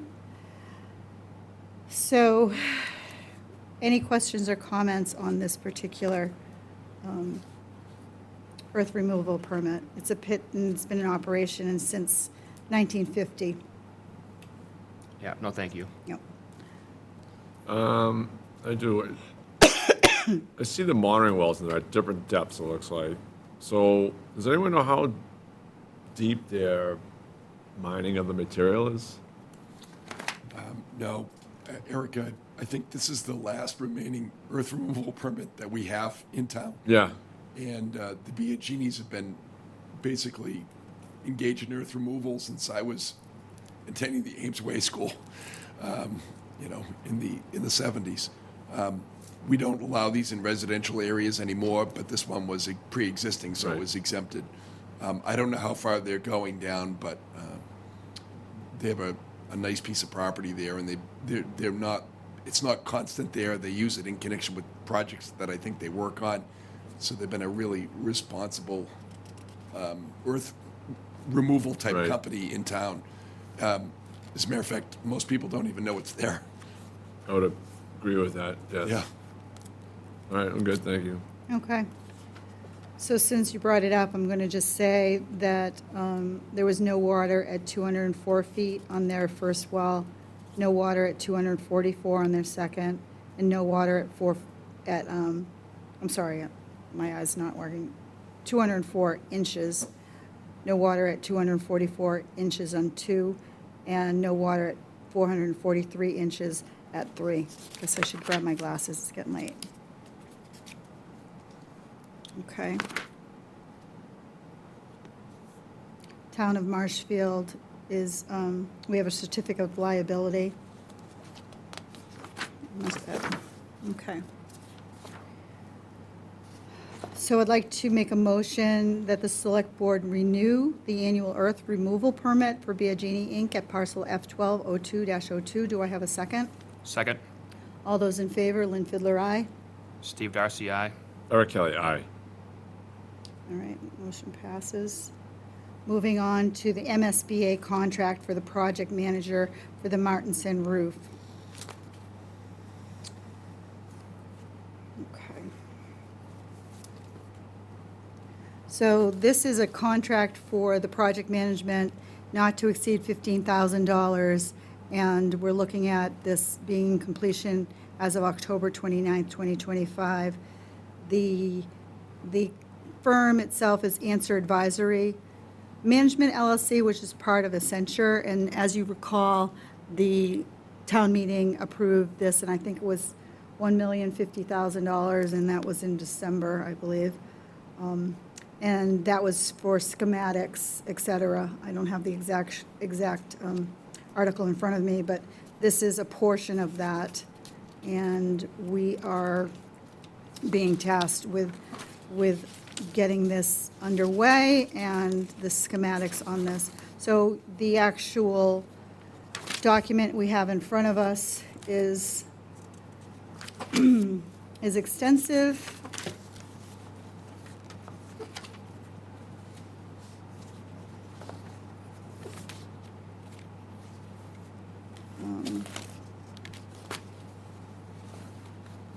It identifies on attachment A, the payment schedule not to exceed $15,000, completion date, as I described, as October 29th, 2025.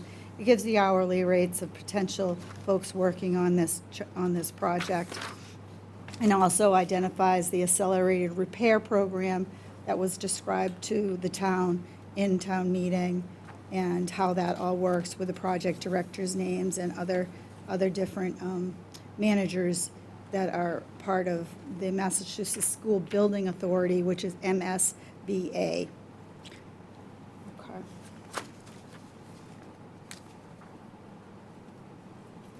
I don't see anything else.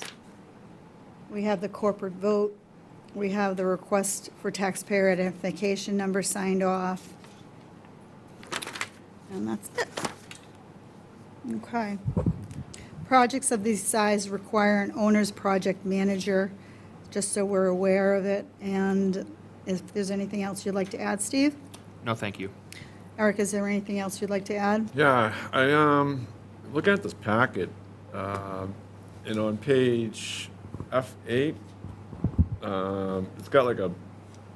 Geez, how do I want to look at this? It's an org chart. Yeah, thank you. Goes Massachusetts School Building Authority Accelerated Repair Program, then down goes to the school district, and then project director, and then it breaks down the rest of the groups: project managers, assistant project managers, project site representatives. Excuse me. Why is the select board the one signing off on this? Well, the select board is tasked with giving this firm the authority to get started on this project. You're asking whether or not the school Yeah, should be doing it? my look at it is that the schools should be the ones responsible for this document, because I believe it was voted on, and I believe they're the ones that are gonna have, they do have oversight on this. Am I not correct on that, Bob? Yes, oversight, but the contract is actually with the town, and you're the representative of the town. So the contract is with the town. All right, so it doesn't, so voting on it at town meeting, the responsibility is still on with us as opposed to the school committee itself? Contracting authority is with you. Okay, all right, That's why we pay the bills. yes. Well, we don't, we sign for the Yes. towns. Yes, okay. Anything else? No, that's it. Okay. Remember, all town property is generally titled in the name of the town of Marshfield. Yeah, And you're the owner of the property. It's under the care and custody of the school department, without any doubt, but it's town property. okay. Okay, good question, So I'd like to make a motion that the Select Board approve a contract for project management services for the Martinson School Roof Project. Do I have a second? Second, All those in favor, Lynn Fiddler, aye? Steve Darcy, aye. Oh, sorry, Eric Kelly, aye. Okay, so that motion passes. So now we're moving on to a temporary trailer for 247 Spring Street. And this is a request, this individual is working on his home and has made this request. Her home.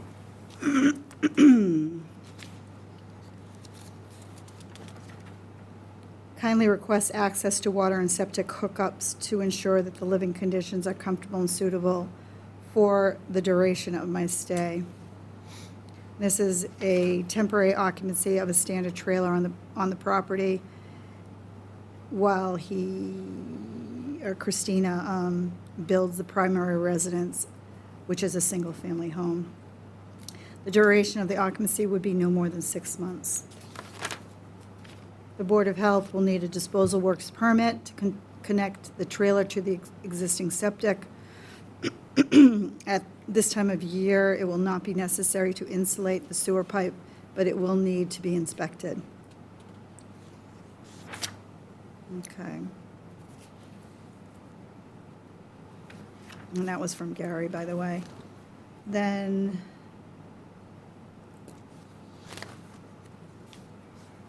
let me just, give me a second here. My eyes are going fast here. I'm assuming that they need access to the septic system and access wire. This will be on the select board agenda today, so we're good.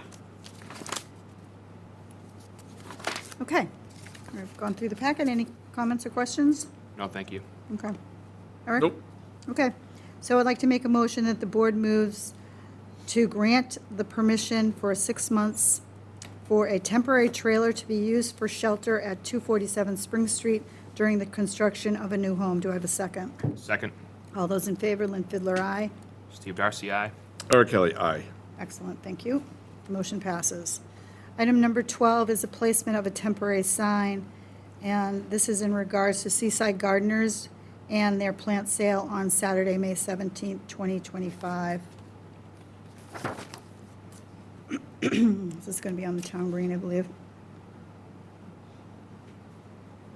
So, the Marshfield They're looking to do this because they want to put the sign on the town green. Yeah. That's why it's your permission. And then the Marshfield Historical Commission has something to do with this? Bob? Part of the acceptance of this? I think because it's the town green, you typically go to the historical commission and tell them you want to do it Okay. too, and they say yes. Okay, thank you for that. So Seaside Gardeners of Marshfield plant sale, Saturday, May 17th, 2025, 9 a.m. to 1 p.m., as we just said, Marshfield Town Hall Training Green. They're using 2 foot by 2 foot yard signs, and I think everything else is okay.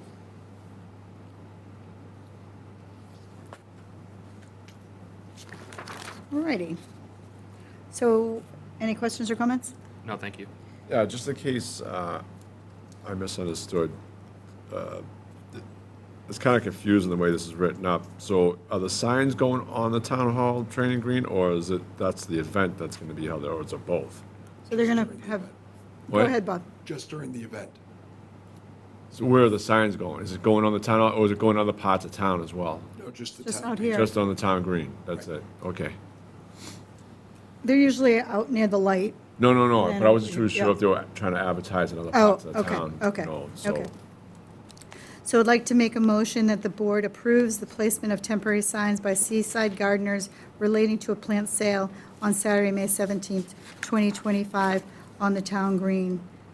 Do I have a second? Second. All those in favor? Lynn Fiddler, aye? Steve Darcy, aye. Eric Kelly, aye. Thank you. Moving on to 13 is a waiver of town fees associated with work on town-owned property at 80 Union Street.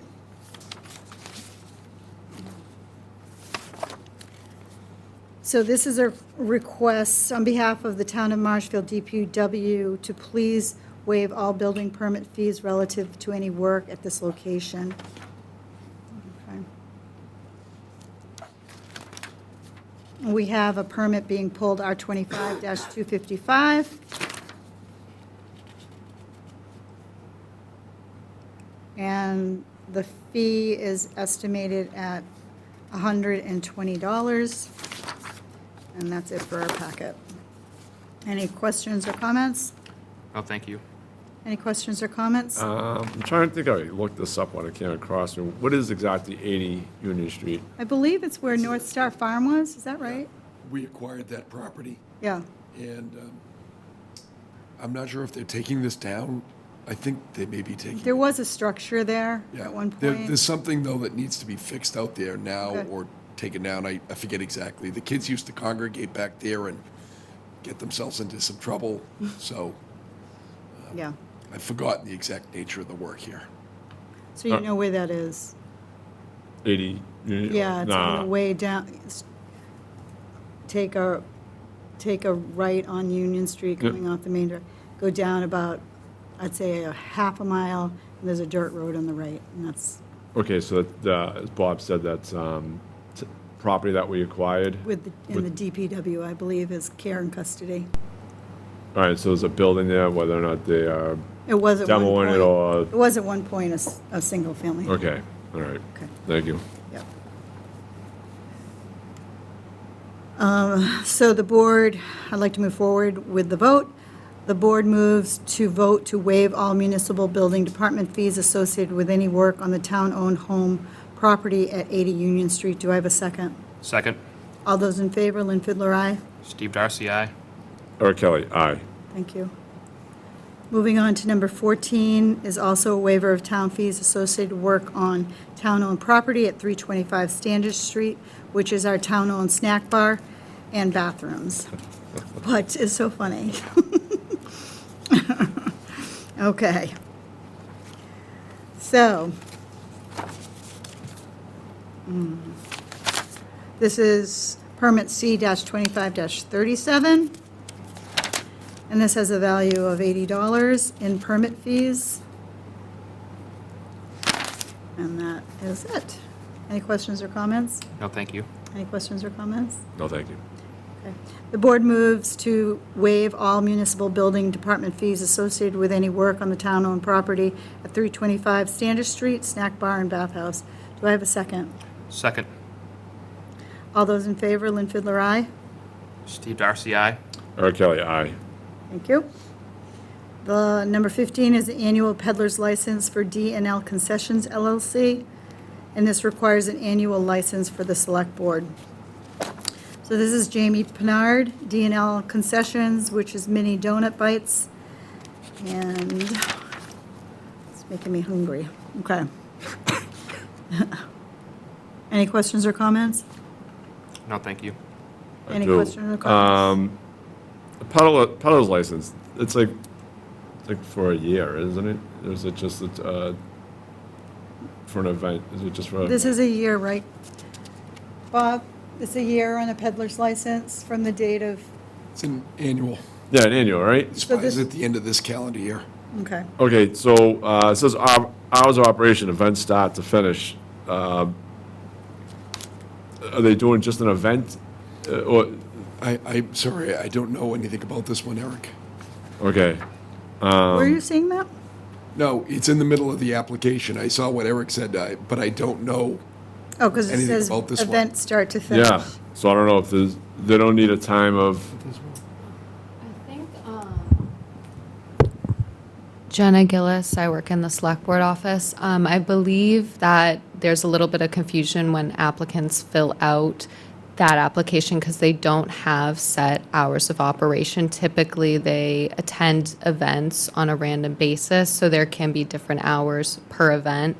So my assumption, which I can clarify with the applicant tomorrow, was that they were just trying not to pigeonhole themselves into a Sure. specific set of time, rather just as the events come and go for the year, they will be attending, but they have no set operational hours for their truck itself.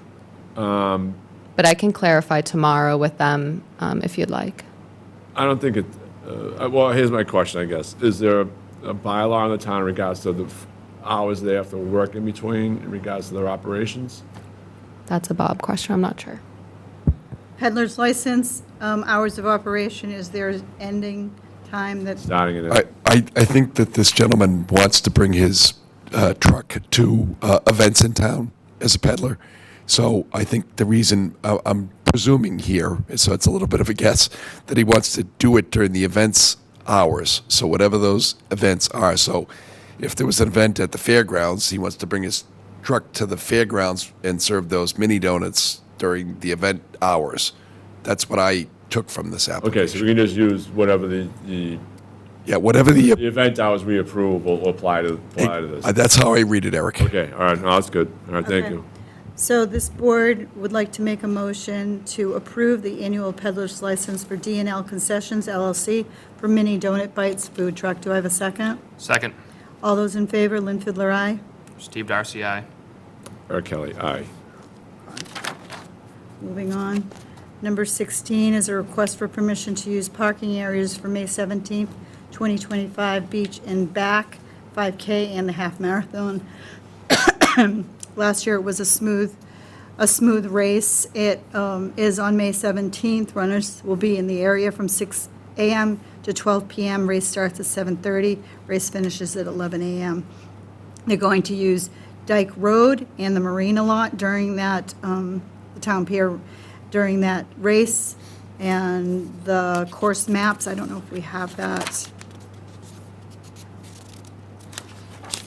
Yes, we do. So the race map is within your binder. Looks similar to last year.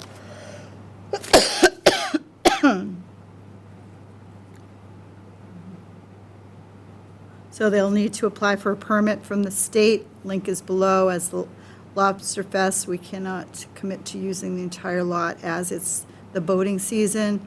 I would suggest using Daniel Webster and Governor Winslow Schools as satellite parking and bus the runners in. This is what the MEF race does.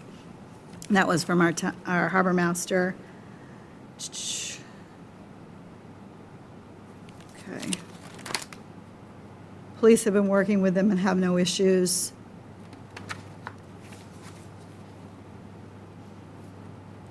Lieutenant Shaw.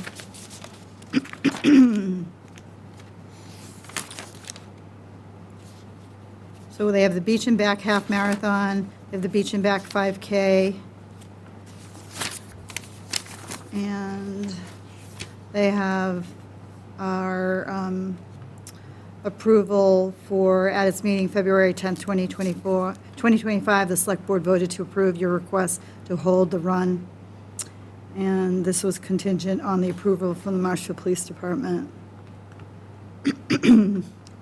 Marshfield Fire Department, and the Marshfield Fire Department is requesting that you coordinate with the MFD to have two-person mobile detail to follow the course and remain until all runners are off the course. Please ensure that you keep in contact with Officer Lucetti of MPD to comply with the requirements of the Marshfield Police Department.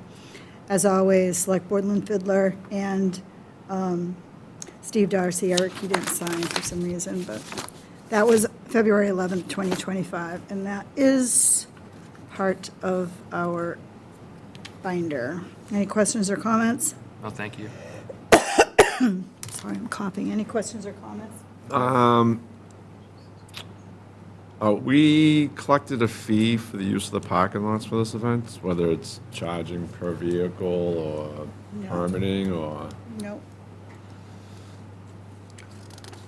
We did not in years prior.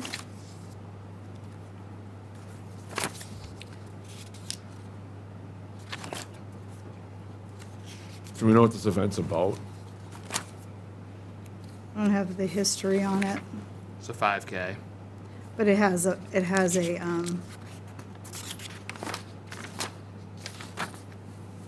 don't have it.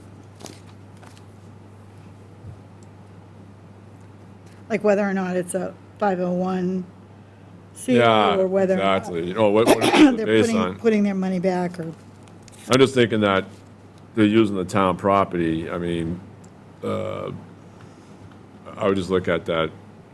Would it be correct of us, considering that we do collect fees on the use of it from those that pay for beach park tickets, for people that want to park there to pay a fee, you know, and maybe. well, we now park there without a fee. Like if you're in Brant Rock, and you can just go and park as a regular citizen, so, Not in the beach park. Well, yeah, off yeah. season. Yeah, we're off season, it's May 17th. Yeah, I know. No, I get Right? that, but the whole thing is that they're still using the. My look at it, they're still using the parking lot, even though it's off season, technically. You know, I know the beaches are always looking for a way to generate funds, you know, and, Yeah. and all that and everything. I'm just looking at, you know, something like this could go a long way, and where we're not having to directly collected from the citizens in this town in regards to when they need to increase their fees, sort of offset a little bit. That's the way I'm looking at it. Okay, Maybe something we can discuss in the future. we can discuss that in the future. And perhaps, Jenna, could you just ask them to send us their, I'm going to move forward on a motion, but ask them to send us their organization details. Thank you. So the board moves that we grant the South Shore Race Management permission to use the parking lot at Drybeck Way and Town Pier parking lot for parking associated with May 17th, 2025 Beach and Back 5K and Half Marathon from the hours of 6 a.m. to 12 p.m. pending application and approval of an Office of Fishing and Boating Access special use permit for Town Pier parking lot. Do I have a second? Second. All those in favor, Lynn Fiddler, aye. Steve Darcy, aye. Eric Kelly, aye. Thank you. And we are moving into item number 17, which is an accept donation on behalf of the library. On behalf of the trustees and staff, I want to express our sincere gratitude for your generous $100 donation. And this is to Karen Sheldon and Robert Jones. Okay.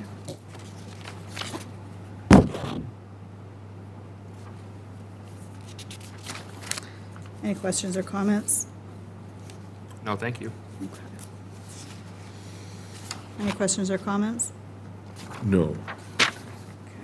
I'd like to move that the Select Board accept the donation on behalf of the town of Marshtown for the Ventress Library. Do I have a second? Second. All those in favor? Lynn Fiddler, aye. Steve Darcy, aye. Eric Kelly, aye. And that was for $100. That was very generous. And lastly, we have to accept the donation for Veteran Services, and this is for 4 donations to our Veteran Services, $100 from Henry and Eileen Bryants in memory of Gerald Blair, $200 from Fidelity Investments in memory of Thomas Morrigan, $100 from Ms. Judy Fish in memory of Edwin Sullivan, and $100 from Mr. and Mrs. Joseph Hanlon. Do I have any questions or comments? No, thank you. Any questions or comments? Just thank you to everybody. Yep, thank you. The Select Board would like to move to accept 4 donations to the town on behalf of the Town of Veterans Services. Do I have a second? Second. All those in favor, Lynn Fiddler, aye. Steve Darcy, aye. Eric Kelly, aye. Okay. So we have discussion items, currently board vacancies, advisory board. I believe this is as of today. Advisory board has 2 vacancies. Agricultural Commission has 1 vacancy. Capital Budget has 1 vacancy. Cultural Council has 1 vacancy. Energy Committee has 3 vacancies. PPI has 2 vacancies. Recreation has 1, and Waterways has 1.